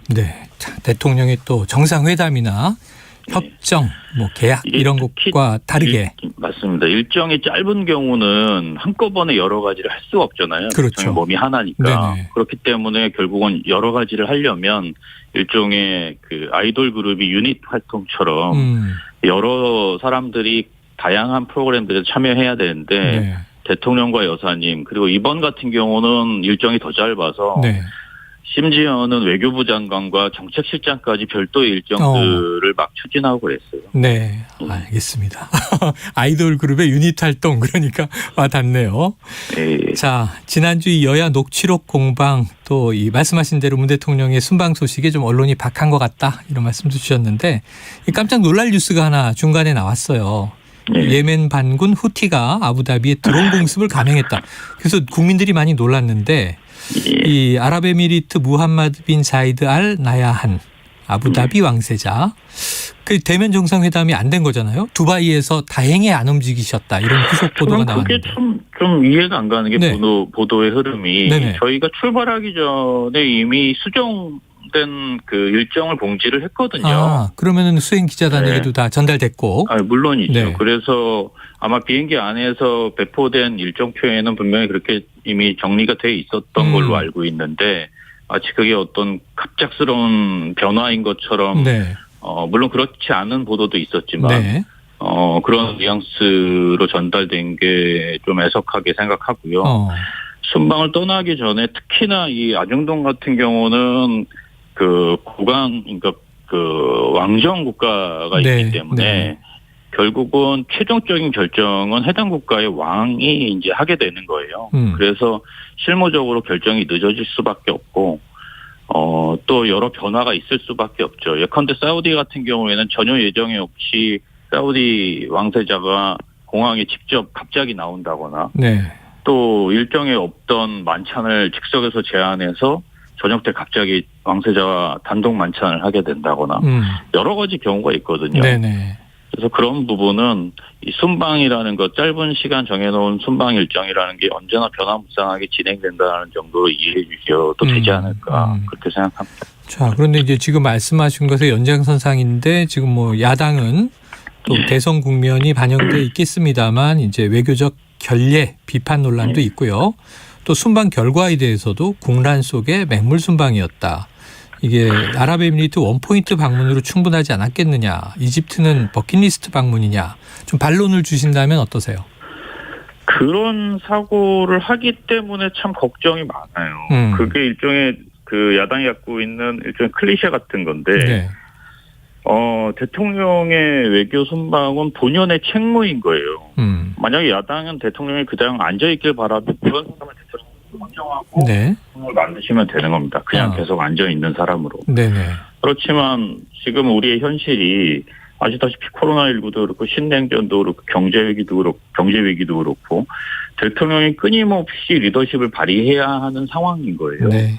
그런 상황에서 대통령이 움직이는 거고 뭐 이집트 순방이 뭐 버킷리스트라는 건 아마 관광 갔다 오지 않았냐 뭐 이런 비아냥일 텐데 일정을 보면 아시잖아요. 1박 2일간 2박 3일간의 이집트 일정인데 무려 공식 환영 시 정상회담, 단독회담, 협정서면 시 언론 발표, 공식 오찬, 비즈니스 라운드 테이블, 그 다음에 카이로의 메트로 방문까지 여기 뭐가 버킷이 들어갈 게 뭐 있겠습니까? 관광이 어디 있느냐. 네. 전혀 그럴 시간이 없고 저는 여기에 대해서 그런 비난을 하는 거는 정말 몰라서 그러는 건데 정말 걱정입니다. 이런 식으로 뭐랄까요? 국내의 어떤 정치적인 이익을 위해서 국가의 그 이익 혹은 국가적인 노력을 폄훼하는 행위는 당장 그들에게 몇 개의 표가 더 돌아갈지 몰라도 상대 국가에서도 상당히 그 결례라고 생각할 수밖에 없어요. 네네. 더군다나 이 순방은 떠나기 전에 이미 국민의힘에서 어느 국가를 방문할 것이라고 미리 예측을 해서 논평까지 성명까지 발표한 상황이라 저희가 실무적으로 진행하는데 상당히 어려움이 많았습니다. 그런 결례들이 쌓이면 어떤 국가하고도 정상적인 외교를 할 수 없고 그 신뢰의 기반이 무너져 버립니다. 무척 위험한 행위라고 생각합니다. 네, 자, 표만 아니라 외교적 관계도 고려해야 한다. 야당이 집권해도 그런 부분은 또 해야 되는 거 아니냐. 자, 이 문 대통령 이제 마지막 명절 앞두고 있습니다. 오는 주말부터 이제 연휴에 들어가는데요. 이 대통령 메시지가 나오겠죠? 좀 어떻게 기대해 볼까요? 예, 통상 이제 그 설날이 되면 대통령께서 그 전에 영상 메시지를 통해서 국민들께 인사를 드리는 게 관례였으니까요. 네. 아마 이번에도 마찬가지 형식으로 그 국민들께 인사를 드리게 될 것 같습니다. 기다려보도록 하고요. 자, 현재 문재인 대통령은 조금 이례적인 기록을 하나 이어가고 있습니다. 최초로 레임덕이 없는 대통령이다. 자, 이 40%대의 지지율 곁에서 수행하시면서 원동력은 뭐라고 보십니까? 여러 가지 해석이 가능하겠지만 가장 큰 이유는 대통령이 일을 계속 하고 계신 거예요. 일을 계속 할 수밖에 없는 상황이고 그럼 뭐 전임 대통령들은 일을 하지 않았느냐? 일을 하지 않았던 건 아니겠지만 사실 임기 말이라는 게 적극적으로 무엇인가를 추진하기는 어렵잖아요. 네. 그러나 지금 우리 상황이 멈춰 있거나 혹은 관리만 해서 될 수 있는 상황이 아닌 여러 엄중한 일들이 있고 네. 그렇기 때문에 대통령이 계속해서 움직이고 계시고 또 우리 정부도 마지막 날까지 최선을 다하겠다는 게 그냥 어떤 레토릭이 아니라 실제로 그렇게 일을 하고 있는 겁니다. 그것이 아마 일정 부분 평가받는 거라고 생각하고요. 네. 또 하나는 이제 모르겠습니다. 이건 뭐 아주 개인적인 의견이긴 한데 사람들은 언제나 이제 대통령이 자식이 우리 시대에 맞는 방법으로 어떤 문제에 대처하기를 바라는 경향이 있는데 아직 그러한 리더십이 눈에 보이지 않는 거 아닌가 이 선거 국면에서 그래서 여전히 현직 대통령에 대한 기대가 반영되고 있는 거 아닌가라는 생각도 개인적으로 하게 됩니다. 네. 개인적인 생각 곁들여 주셨는데 공감하는 분도 계시지 않을까 하는 생각도 해보고요. 자, 오늘 뭐 의미 있는 중동 순방 이후 그리고 저 성과 아주 흥미있게 잘 들었습니다. 비서관님 오늘 여기까지 들을게요. 고맙습니다. 예, 감사합니다. 예, 지금까지 탁현민 청와대 의전 비서관이었고요. 중간에 전화 연결 상태 조금 좋지 않은 대목들이 있었는데 청취자 여러분들께 양해 말씀드립니다.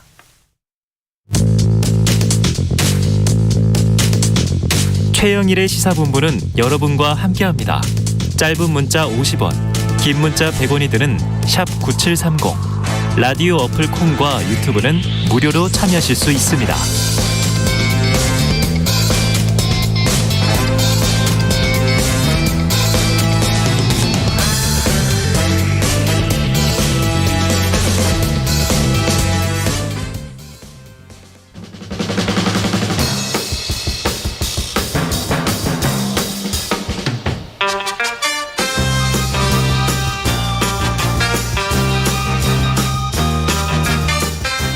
네, 매주 월요일 주말 사이 뉴스들을 정리하고 주간 이슈를 미리 살펴보는 주간 이슈 먼데이 시간입니다. 자, 오늘은 지난주에 못 봐서 섭섭하셨죠? 노영희 변호사님은 나오셨고요. 자, 김근식 전 국민의힘 선대위 정세분석실장 함께하겠습니다. 두 분 어서 오세요. 네, 안녕하세요. 안녕하세요. 네. 김 교수님도 이제 종종 오셨는데 현 정세분석실장으로 오셨다가 전이 또 되셨어요. 예.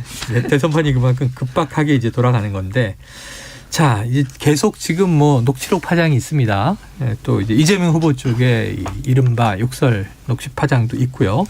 그런데 이제 열린공감 TV 서울의 소리 이제 이 배우자인 김건희 씨 녹취 공개를 계속 하고 있는데 뭐 직접 들으셨거나 기사를 보셨을 텐데 짧게. 한번 노변님은 어떻게 보셨어요? 사실 계세요. 뭐 별게 없지 않느냐 이런 말씀들을 많이 하시는데 네네. 저는 하나하나 들어보면 상당히 심각하고 우려될 만한 부분이 많이 있어서 네.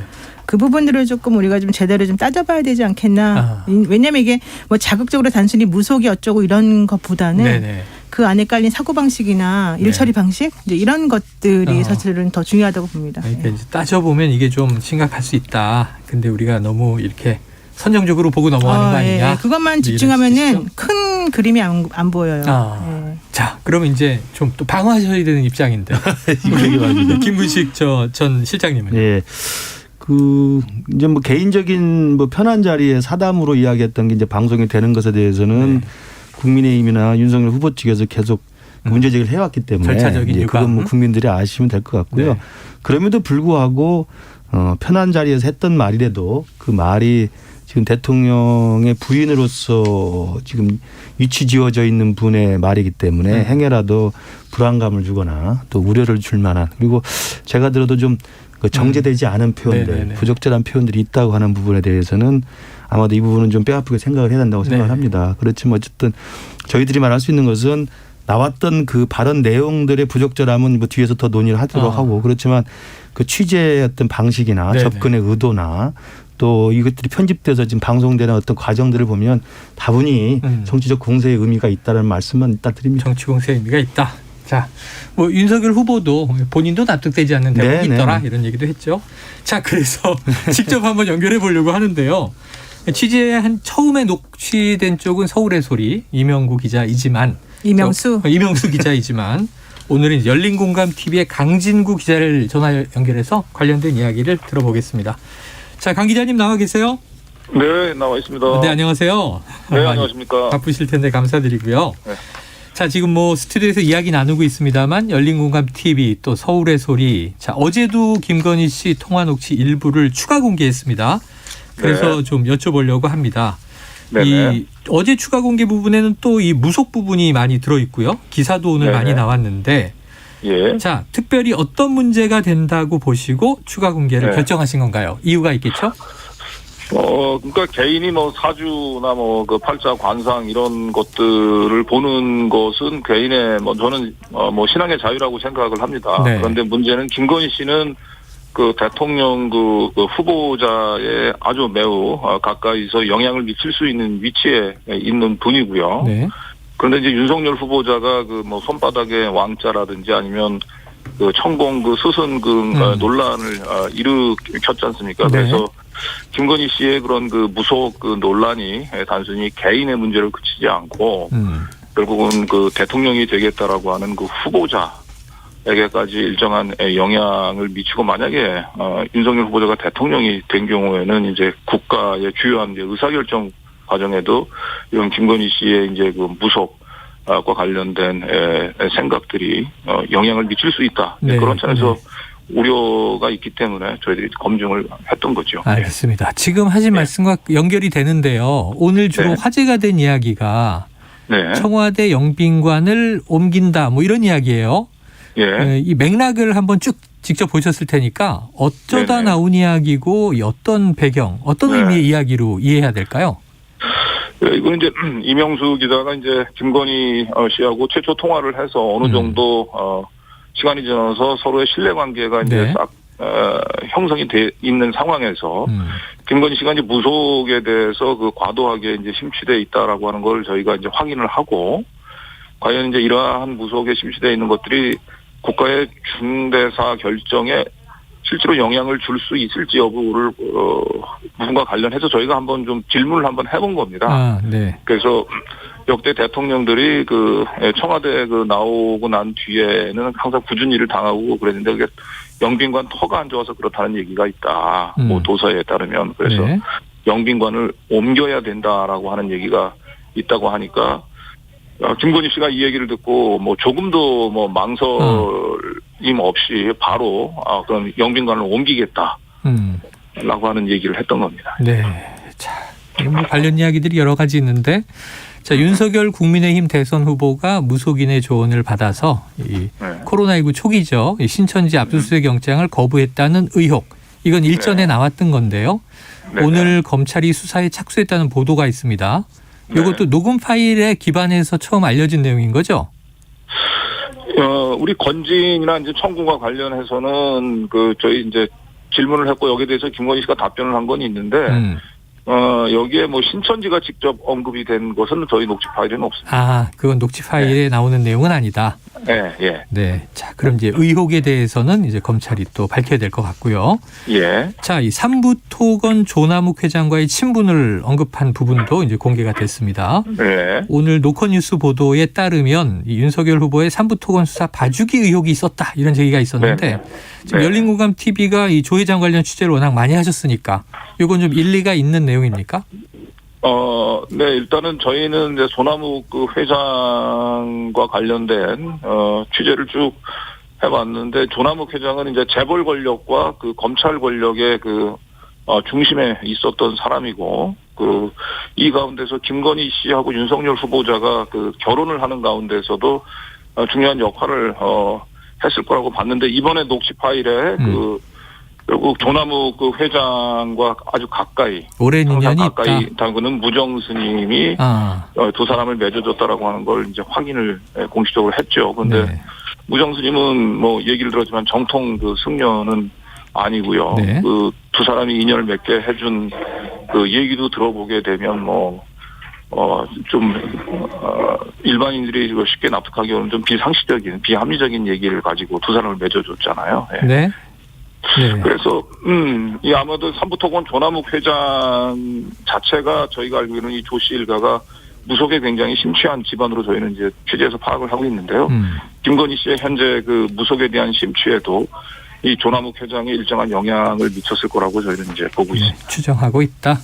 자, 7시간 45분 녹취라고 하는데 지금 1시간 반 정도 분량이 공개됐습니다. 공개는 계속 이어집니까? 예, 아무래도 지금 한 7시간 45분을 저희 A4 용지로 출력을 해보니까 188페이지 정도 되는데요. 네. 지금까지 보도된 내용들은 뭐 녹음 분량으로는 한 1시간에서 1시간 반 정도 밖에 되지를 않습니다. 네네. 그리고 나머지 부분도 국민의 알 권리 차원에서 굉장히 보도 가치가 높은 분들이 많아서 가능한 한 저희가 추가로 더 보도를 지금 준비를 하고 있습니다.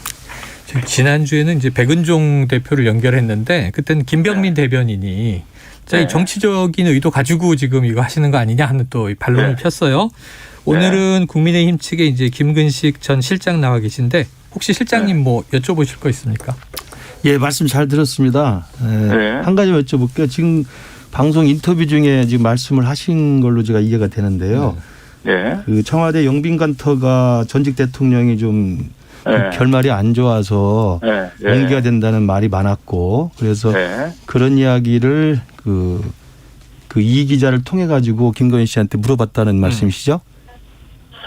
예, 뭐 항상 저희 뭐 취재 과정에서 그래서 이제 제가 볼 땐 그것을 지금 금방 강 기자님께서 스스로 지금 실토를 하신 것 같은데 그러니까 서울의 소리의 이명수 기자하고 강 기자님 사이에 사실은 이제 취재를 접근하면서 김건희 씨에게 이런 것들의 말이 나올 수 있도록 그러니까 본래 그 두 분이 생각했던 어떤 결론이나 예상된 답변이 나올 수 있도록 사전에 질문들을 서로 공유하고 또 논의하고 그러셨다는 거죠?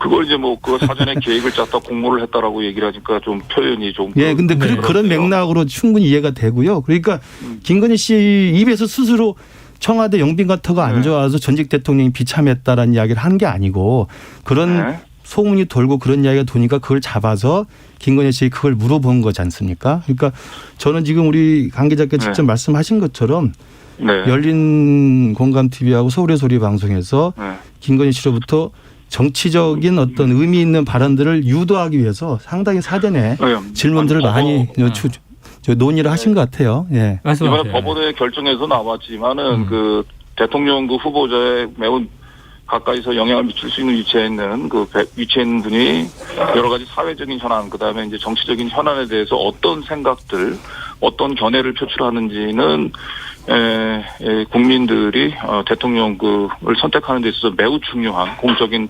관심사라고 얘기를 했습니다. 그래서 당연히 뭐 다양한 현안에 대해서 저희 기자가 질문을 할 수 있고 그 질문한 내용들이 사전에 각본에 따라서 정해져 있는 게 아니라고 하는 이유로 그것을 유도 신문이라고 얘기하고 취재가 부적절하다고 얘기하는 것은 동의하기 어렵습니다. 제가 두 가지만 말씀드리면 그러니까 결론적으로 이제 시청자분께서 판단하시겠지만 누가 들어도 취재를 사주했다는 의혹이 하나 있고요. 두 번째로는 그 영빈관터 때문에 청와대가 운이 안 좋다는 이야기는 그 당시에 물어볼 만한 이슈도 아니고 현안도 아니고 정치적 쟁점도 아니지 않습니까? 그걸 무속이라고 하는 김건희 이미지를 드러내기 위해서 하나의 던진 떡밥이라고 저는 생각이 듭니다. 그거는 이제 윤석열 후보자가 그 손바닥에 왕자를 그리고 천공 스승 논란 해가지고. 그렇죠. 이제 그건 무속 논란에 나왔던 거고 그 무속 논란을 염두에 두고 영빈관터라는 건 그동안의 정치적인 그 쟁점이 됐던 게 아니지 않습니까? 왕자 논란은 다른 거지 않습니까? 그럼 물어보려면 왕자 논란을 물어봐야지. 그냥 뜬금없이 시중에 떠도는 무속과 관련된 재밌는 이야기, 요상한 이야기를 꺼내서 이걸 물어봐라. 그럼 김건희가 이렇게 답변할 것이다라는 추측을 가지고 저는 취재 사주를 한 거 아닌가 싶습니다. 끝없이 이어질 수 있을 것 같아요. 그래서 오늘은 이거 청취자 여러분 판단하실 거 없습니다. 맞습니다. 청취자 여러분 판단에 맡겨두고 여기까지 인터뷰 정리할게요. 강 기자님 오늘 저는 말씀. 질문 안 합니까? 노변님 하나 질문하실래요? 하세요. 강 기자님한테 잠깐 여쭤볼게요. 네네네. 뭐 어떤 기자든지 간에 취재원한테 전화를 하면서 아무런 의도 없이 뭐 옆집 누나랑 그냥 담소 나누듯이 전화한 사람은 당연히 없겠죠. 그러니까 물어보고 싶은 것, 그 사람의 사고방식을 알아보기 위해서 당연히 물어보는데 거기에 대해서 자기가 그런 생각을 가지고 있으면 그렇게 답하는 것이고 그런 생각을 안 가지고 있으면 다르게 대답하는 게 맞기 때문에 뭐 이걸 가지고 의도십니다. 이렇게 말하는 건 저는 좀 부적절하다고 봅니다. 자, 이제 여기까지는 아까 김근식 교수와 대화에 대한 설명이고요. 제가 궁금한 것은 이제 사실은 뭐 무속인이 이런 거 저도 사실은 그런 거를 제가 마음이 약해졌을 때 혹은 너무 힘들 때 한 번씩 가서 물어보기도 하고 그래요. 그래서 우리 대한민국에 있는 수많은 사람들 중에 한 번 자기 사주팔자 한 번 안 본 사람 없고 특히 엄마랑 뭐 누나들이나 가족들이 그런 거 물어보러 안 다녀본 사람은 난 없을 거라고 봐요. 그래서 그런 것 자체가 문제는 저는 아니라고 보는데 그럼에도 불구하고 이 사건에서 김건희 씨와 윤석열 후보에 대한 무속 논란이 정말 중요한 함의를 가지는 중요한 의미가 되는 이유는 정확히 뭘까요? 그러니까 지금 그 윤석열 그 후보자가 지금 건진법사하고 관련해서 여러 얘기가 나오는데 가장 지금 위중한 부분들은 신천지에 대한 압수수색 관련해서 건진이 그걸 압수수색이 적절하지 않다는 얘기를 듣고 윤석열 후보자가 압수수색을 하지 않았을 가능성이 지금 의혹이 제기가 되고 있는데 지금 그것은 이제 단적으로 이제 검찰의 이제 사무집행과 관련돼서 이제 그 무속인의 영향인데요. 지금 저희 이번에 취재 과정에서는 이제 영빈관이라고 하는 거는 이제 국가 뭐 중요 그 시설물들 이전과 관련해서 김건희 씨의 생각을 들여본 건데 이 부분들에 대해서도 이 무속인이 이런 지적이 있다고 하는데 어떻게 생각하냐라고 하는 거에 조금 더 망설임 없이 그게 안 좋다고 얘기하면 옮겨야지라고 얘기를 하고 있지 않습니까? 그래서 이러한 이제 국가 주요한 의사결정 그리고 중요한 건 이명수 씨를 기자인 이명수 씨를 이제 자신의 이제 그 정보원으로 활용하기 위해서 또 그 무속을 동원하는 게 이번에 녹취에 많이 확인이 됐잖아요. 그러면 결국 국가의 중요한 이제 그 인사 결정에도 영향을 줄 수 있다고 보고요. 그런 차원에서 저희가 김건희 씨의 그 무속 심취는 단순한 개인적인 그 선택, 뭐 신앙의 자유로만 볼 것은 아닌 것 같습니다. 알겠습니다. 자, 여기까지 오늘 인터뷰는 마무리할게요. 강 기자님 오늘 말씀 고맙습니다. 네, 감사합니다. 예, 지금까지 열린뉴스TV, 열린공감TV 강진구 기자. 지금 이제 이 인터뷰를 했는데, 갑자기 사자 토론이 돼버려서 제가 시간이 많이 가서 당혹했습니다만, 자, 관련 이야기입니다. 계속 뭐 무속 논란들이 계속 있어서, 자, 이번에는 MBC 뉴스데스크가 지난 주말에 공개한 김건희 씨 음성을 듣고 나서 이제 두 분과 토론 이어가겠습니다. 네, 무정 스님이라고 그 스님이라고 하는 분도 강원도 분이에요. 이제 말이 스님이지 진짜 스님은 아니고 그 스님이 이제 우리 남편 20대 때 만나가지고 계속 이제 사법고시 떨어지니까 이제 원래 한국은행에 취직하려고 했어요. 하도 고시가 떨어지니까 그 양반이 너는 3년 더 해야 된다 해가지고 딱 3년 뒤에 지금 붙더라고요. 그래가지고 이제 그분이 이제 우리 남편 또 검사할 생각도 없었는데 너는 검사 팔자다 해가지고 검사도 그분 때문에 이제 됐죠. 너는 성렬이하고 맞는다. 그분이 처음에 소개할 때도 너네들은 완전 반대다. 김건희가 완전 남자고 성렬이는 완전 여자다. 근데 누가 그걸 그렇게 보겠어? 근데 정말 결혼을 해보니까 진짜인 거야. 내가 남자고 우리 남편이 완전 여자인 거야. 그래도 야 진짜 도사는 도사구나. 이 바닥에서 어디 누가 그렇다고 나한테 다 보고 다 들어와. 홍준표도 구대석이면? 그럼. 유승민도? 그럼. 자, 두 분도 약간 시각 차이가 이제 있어요. 예를 들면 이제 이 인터뷰하는 쪽에서 이 기자 쪽에서 함정을 판 거냐, 유도신문 한 거냐, 또는 역으로 오히려 이 기자인 걸 알면서도 김건희 씨가 정보원으로 활용하기 위해서 이렇게 오히려 또 끌어들이는 입장을 취한 거냐. 이건 뭐 보는 시각에 따라 다를 것 같습니다.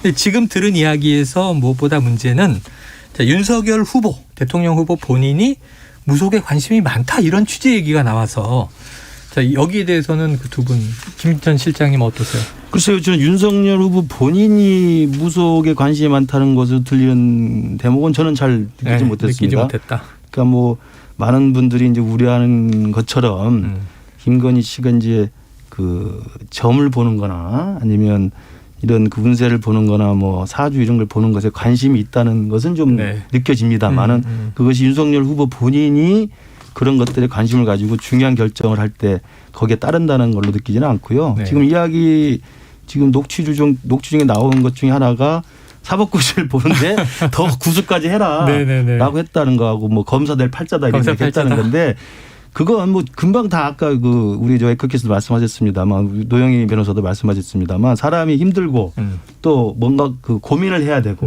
어려운 일이 있을 때는 종교에 뭐 의탁을 하기도 하고 또는 주위 분들에게 조언을 얻기도 하고 또 심지어 이제 우리의 민속신앙 중에 대표적인 게 점을 보러 가지 않습니까? 네.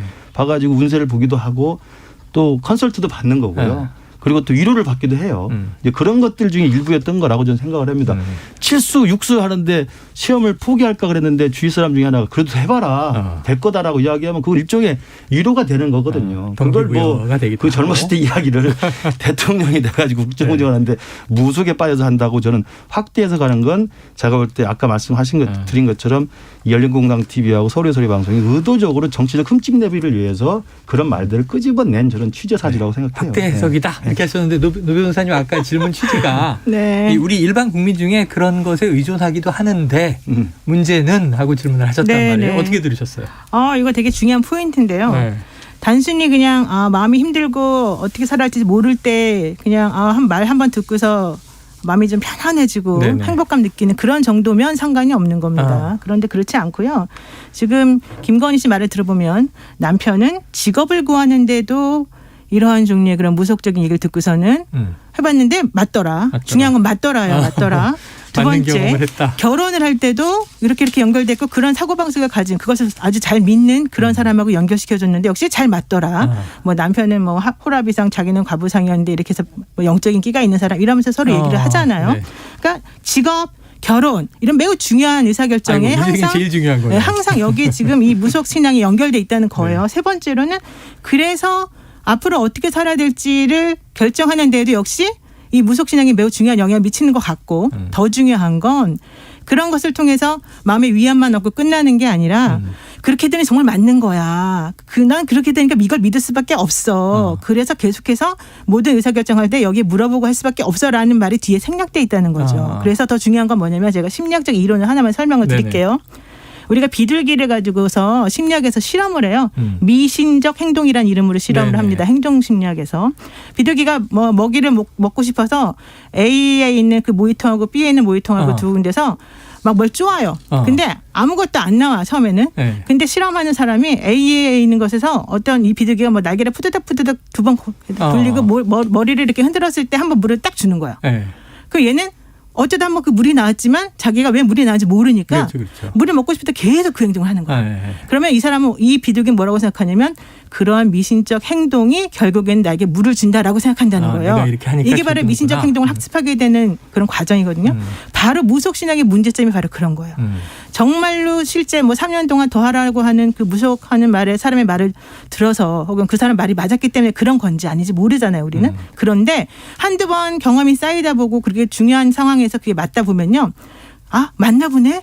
저 사람 말 들어야 되겠네. 저 의사결정이 훌륭하네. 라고 생각하게 된다는 이게 바로 국민의 대통령으로서 일을 한다는 사람이 가지면 안 되는 가장 큰 문제점입니다. 그러니까 이제 처음에 김근식 전 실장님 말씀하신 것보다는 조금 더 의존도가 높으면 이거 위험할 수 있다라는 제가 좀 다시 좀 반박을 드리면 이게 지금 사법고시를 보다가 6번, 7번 떨어진 다음에 좀 더 해라라고 이야기했다는 거 아닙니까? 3번 더 해라. 지금 노영희 변호사 6명인지 뭐 3년인지 뭐 그 노영희 변호사도 말씀을 하셨지만 어렵고 힘들 때 찾아가는 게 점집까지 찾아가는 게 뭘 물어봅니까? 입학, 진로, 취직, 결혼 돈. 이런 거 물어보는 거예요. 그게 뭐가 다릅니까?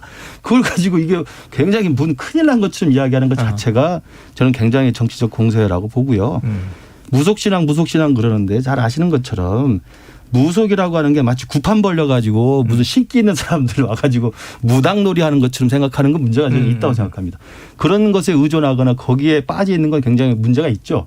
그러나 오늘의 운세 신문에 나는 이달의 운세 보거나 타로 카드 놀이 하거나 아니면 자기가 즐겨 삼아서 재미 삼아서 가서 점을 보거나 아까 말씀드린 것처럼 입학이나 진로나 결혼이나 사업에 대해서 물어보는 것에 컨설팅을 위해서 가는 것에 대해서 이게 마치 무속신앙이라고 이야기하는 자체가 제가 볼 땐 지나친 거라는 말씀을 드리고요. 또 하나 그 비둘기 그 말씀까지 하셨는데 그건 지금 그 김건희 씨의 녹취록에서 전혀 나오지 않은 이야기입니다. 심리학 이론을 설명한 거예요. 노영희 변호사님의 추측이기 때문에. 추측이 아니에요. 심리학 이론이에요. 그러니까 심리학 이론을 빌려서 거기에 의존하고 설명. 있다고 추측을 하는 거기 때문에 그 부분은 잘못된 말씀을 드리고요. 또 한 가지만 말씀드리면 지난주에 MBC 스트레이트부터 해서 지금 2주 내내 이거 가지고 이야기하고 있지 않습니까?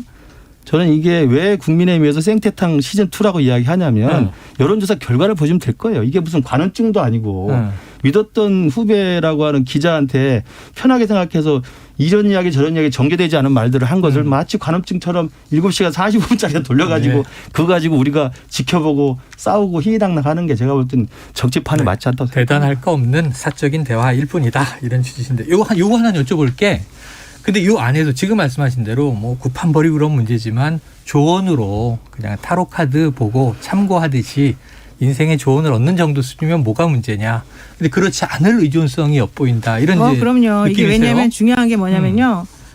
오늘 동쪽에서 귀인이 나타난데 그 말을 듣고 우리가 그 귀인이 누군지 모르잖아요. 그런데 그래서 모든 사람에게 잘해줘요. 그 정도는 괜찮아요. 근데 오늘 동쪽에서 머리가 하얗고 마스크를 하얀 거 쓰면서 이렇게 옷을 체크무늬를 입은 어떤 사람이 나타나가지고 나에게 어떤 식으로 도움을 줄 거라고 구체적으로 말을 해주면서 정말로 그게 본인이 생각하기에는 실현이 된 것처럼 보인다면 그 사람이 그런 말에 의존될 가능성이 훨씬 높은 거잖아요. 그게 위험하다는 거죠. 일단 추정이니까. 근데 실제로 나온 얘기를 하나 여쭤볼게요. 네. 그런데 홍준표 의원도 굿했어요. 그럼. 유승민 전 의원도 굿했어요. 그러면서 이 두 분이 굿을 한 것으로 김건희 씨가 얘기를 하는 바람에 좀 원팀 갈등 요인 아니냐. 이건 현실적인 문제 아니에요? 그건 제가 볼 때 좀 해명이 좀 필요한 부분 같고요.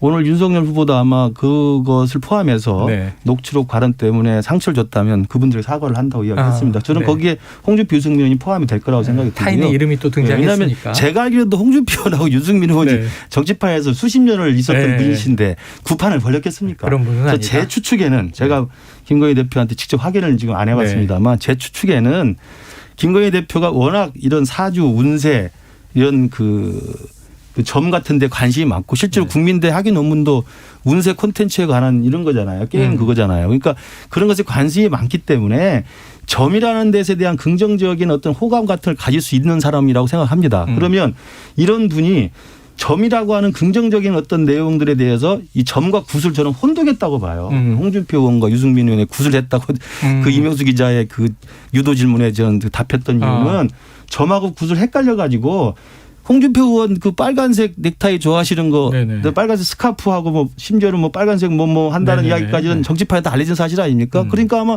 김건희 씨도 그런 소리 들었기 때문에 홍준표 의원도 당연히 점 좋아한다는 생각에 그게 굿이라고 생각해서는 말이 와전돼서 헛소리로 나온 거라고 생각합니다. 그래요. 그렇게 해명을 해 주셨고 노무현 사님.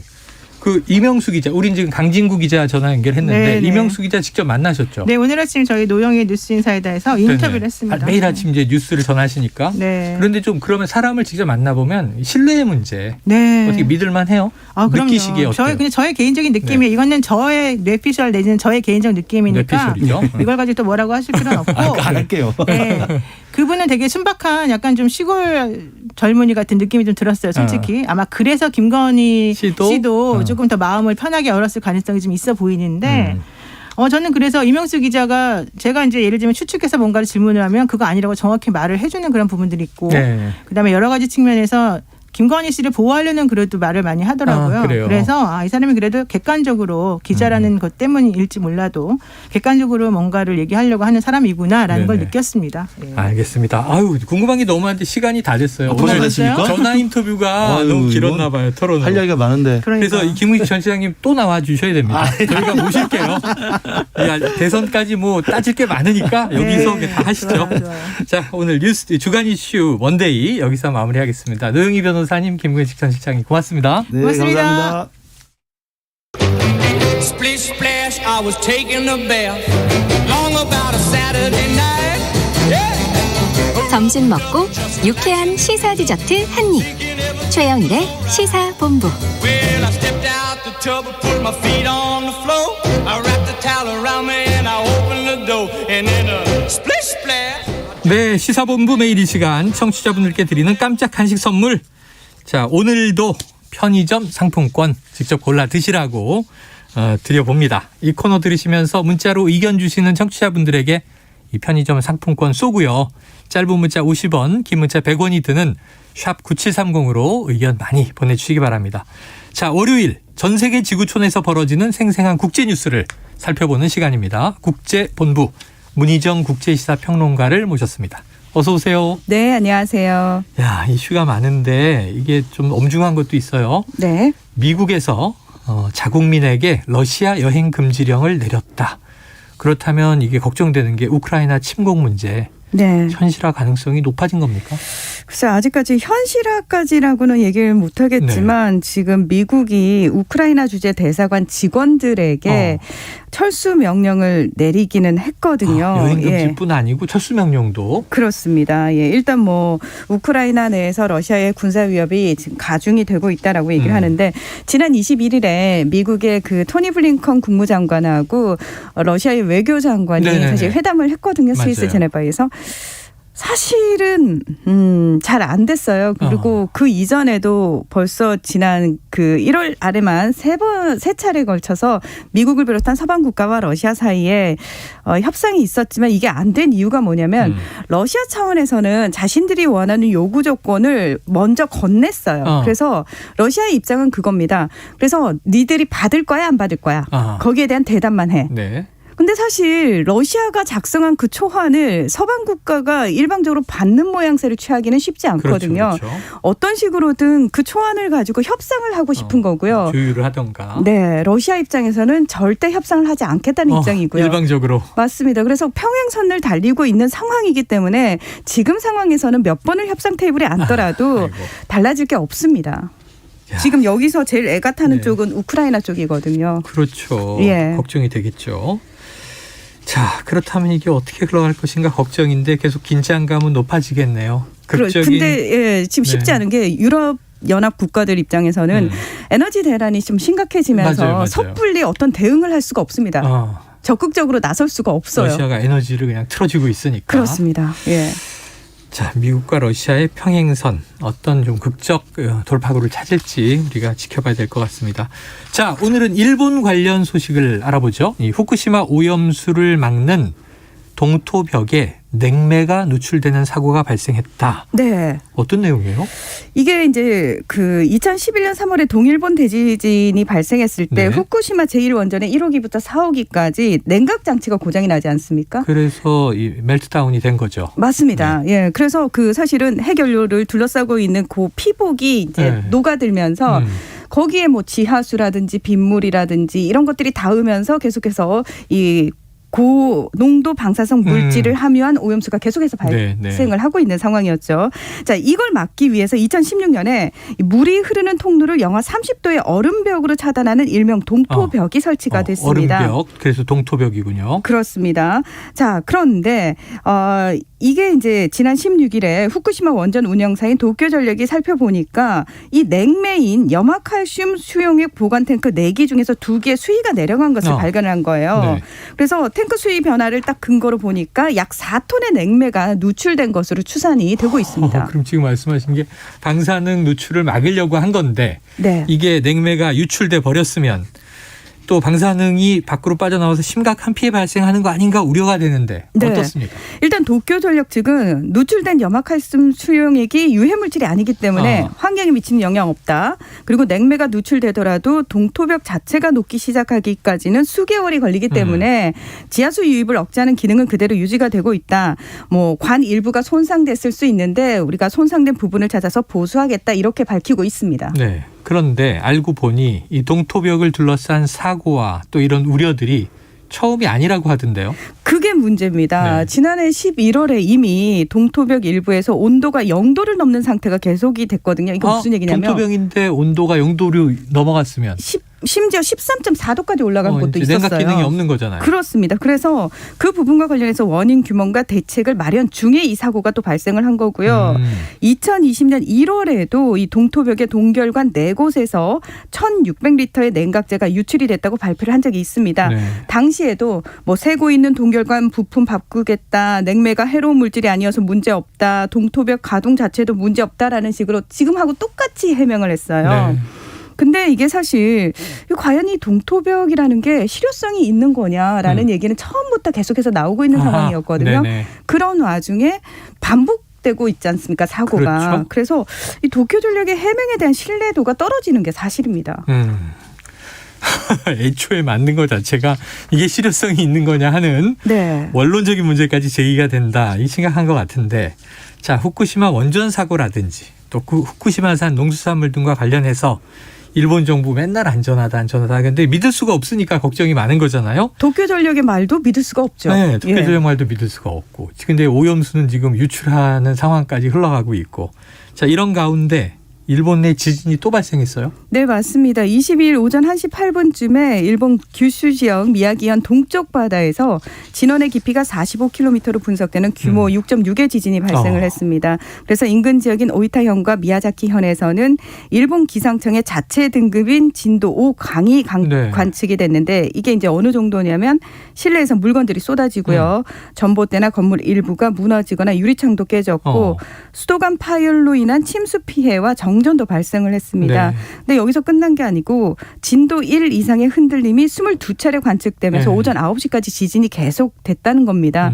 그런데 일본 기상청은 이번 진앙 지역을 중심으로 앞으로 일주일간 최대 진도 5강 정도의 지진이 계속 재발할 가능성도 있다. 이런 예상을 내놨습니다. 한번 큰 지진이 발생하면 여진이 이어지는 건 국내에서도 우리가 경험을 하니까 네. 이건 뭐 이제 이해가 되는 대목인데 걱정되는 게 뭐 이 불레고리, 환태평양 화산대 이런 얘기들 보면 우리가 깜짝깜짝 놀라잖아요. 네. 이번 그 일본 지진의 진앙지가 대지진 지역에 속해 있다. 이런 보도가 나와서 좀 불안감이 커지고 있는데 네. 어떻습니까? 일본은 태평양판, 필리핀 해판, 유라시아판, 북미판 이렇게 4개의 지각판이 접하는 경계에 위치해 있기 때문에 네네. 지진이 자주 발생하는데요. 특히 이제 100년에서 150년 주기로 정기적으로 발생하는 난카이 해국 대지진과 후지산 분화, 또 도쿄 등 수도권 직하 지진 등은 일본 내에서도 미래에 닥칠 최악의 재앙으로 꼽히고 있는 부분입니다. 네. 그런데 최근 일본 지진조사위원회가 향후 30년 이내에 이 미야자키현 동쪽 바다인 휴가나다를 진원으로 하는 규모 7 수준의 지진이 발생할 가능성이 70에서 80%에 달한다고 발표를 했는데 이 휴가나다라는 곳이요. 난카이 해국 거대 지진 진원 지역의 서쪽 가장자리에 자리를 잡고 있는데 이번 지진의 진앙지가 이 진원 구역 안에 속해 있는 겁니다. 네네. 그래서 일본 기상청은 이 대지진 발생 예측 시나리오와 이번 지진 간의 관련성을 조사할 계획이다. 이런 내용을 밝히고 있습니다. 아이고, 인접 국가인 우리가 봐도 걱정되고 무시무시한 대목인데 야, 일본 기상청이 거대 지진 발생 예측 시나리오 관련성을 조사한다. 이 참 일본 사람들은 걱정이 많겠다는 생각도 듭니다. 자, 그런데 지금 또 재난이 있었죠. 이미 지난 15일에 통가 이 인근 회조 화산의 폭발로 인해서 뭐 1만 킬로미터 이상 떨어진 페루에서도 영향이 있었다. 네. 이런 소식을 지난주에 전해드렸었는데요. 그 이후에 환경 비상사태가 선포됐어요. 네, 그때 그 페루 해안에 높은 파도가 들이닥치면서 2명의 익사자가 발생을 했다고 잠깐 전해드렸는데 네. 또 동시에 리마 북쪽으로 약 30km 떨어진 정유 공장에서 하역 작업 중이던 유조선을 이 파도가 덮칩니다. 거기서 6,000배럴의 기름이 유출이 된 건데요. 아이고, 그런 일이 있었군요. 네, 워낙 파도가 높았던 탓에 최대 40km 바깥까지 기름이 퍼져나가면서 축구장 270개 넓이, 리마 주변의 해변 21곳이 오염이 됐습니다. 새들과 어패류 기름에 덮인 채 폐사했고요. 이 지역 어민들 생계 터전 잃었습니다. 네. 페루 외교부는 피해 보호 구역만 따져도 18,000제곱킬로미터의 지역에서 동식물이 피해를 입었다고 발표를 했고요. 지난 20일에 이 페드로 카스티요 페루 대통령이 리마 북쪽 벤타니아 해변의 기름 유출 현장을 찾아서 국가 기후 비상사태로 선포하는 대통령령에 서명을 했는데 22일에 페루 환경부가 이 생태계가 치명적인 타격을 입었다면서 90일간 환경 비상사태를 선포하고 본격적인 복구 작업에 착수를 했습니다. 자, 더불어서 이 정유 공장 소유주인 스페인 기업 랩솔에 복구 비용을 청구하겠다. 이렇게 밝혔는데 이 랩솔 측은 또 뭐라고 얘기를 하냐면 페루 정부가 화산이 폭발한 이후 몇 시간 동안 시간적 여유가 있었는데 우리에게 이런 쓰나미가 닥칠 거라는 경고를 하지 않지 않았느냐. 따라서 기름 유출은 우리에게는 아무 책임이 없다. 이렇게 또 책임 공방을 하고 있습니다. 쓰나미가 올 거라는 정부의 경고가 있었어야 하는데 그렇죠. 우리는 그냥 모르고 당했다. 책임 공방. 아이고, 이 한번 오염된 생태계를 되돌린다는 거 쉬운 일이 아닌데 안타까운 소식입니다. 이 마지막 소식 짧게 봐야 되겠네요. 이 세계적인 불교 지도자 한 분, 틱 나탄 스님 열반에 드셨네요. 그렇습니다. 베트남 출신의 세계적인 선불교 지도자이자 평화운동가잖아요. 참여 불교운동의 선구자라고 할 수 있는데 이분이 베트남에서 96세를 일기로 지난 22일에 입적하셨습니다. 네네. 네. 그렇군요. 이분이 프랑스에서 플럼 빌리지라고 굉장히 네. 이제 이 평화를 추구하는 운동을 하셨는데 고국 베트남에서 돌아가셨다. 자, 네, 문재인 그래서 대통령도 애도를 표하셨더라고요. 예, 국제사회 전체적으로 지금 네. 굉장히 애도를 표하고 있는 상황입니다. 저도 젊을 때 이분 책 많이 보고 마음의 평화를 얻었던 기억이 납니다. 자, 고인의 명복을 빕니다. 오늘 국제뉴스 여기서 정리하죠. 지금까지 문희정 국제시사평론가였습니다. 오늘 말씀 고맙습니다. 네, 고맙습니다. 네, 자, 오늘 편의점 상품권 받으실 청취자분 4222-8282-5585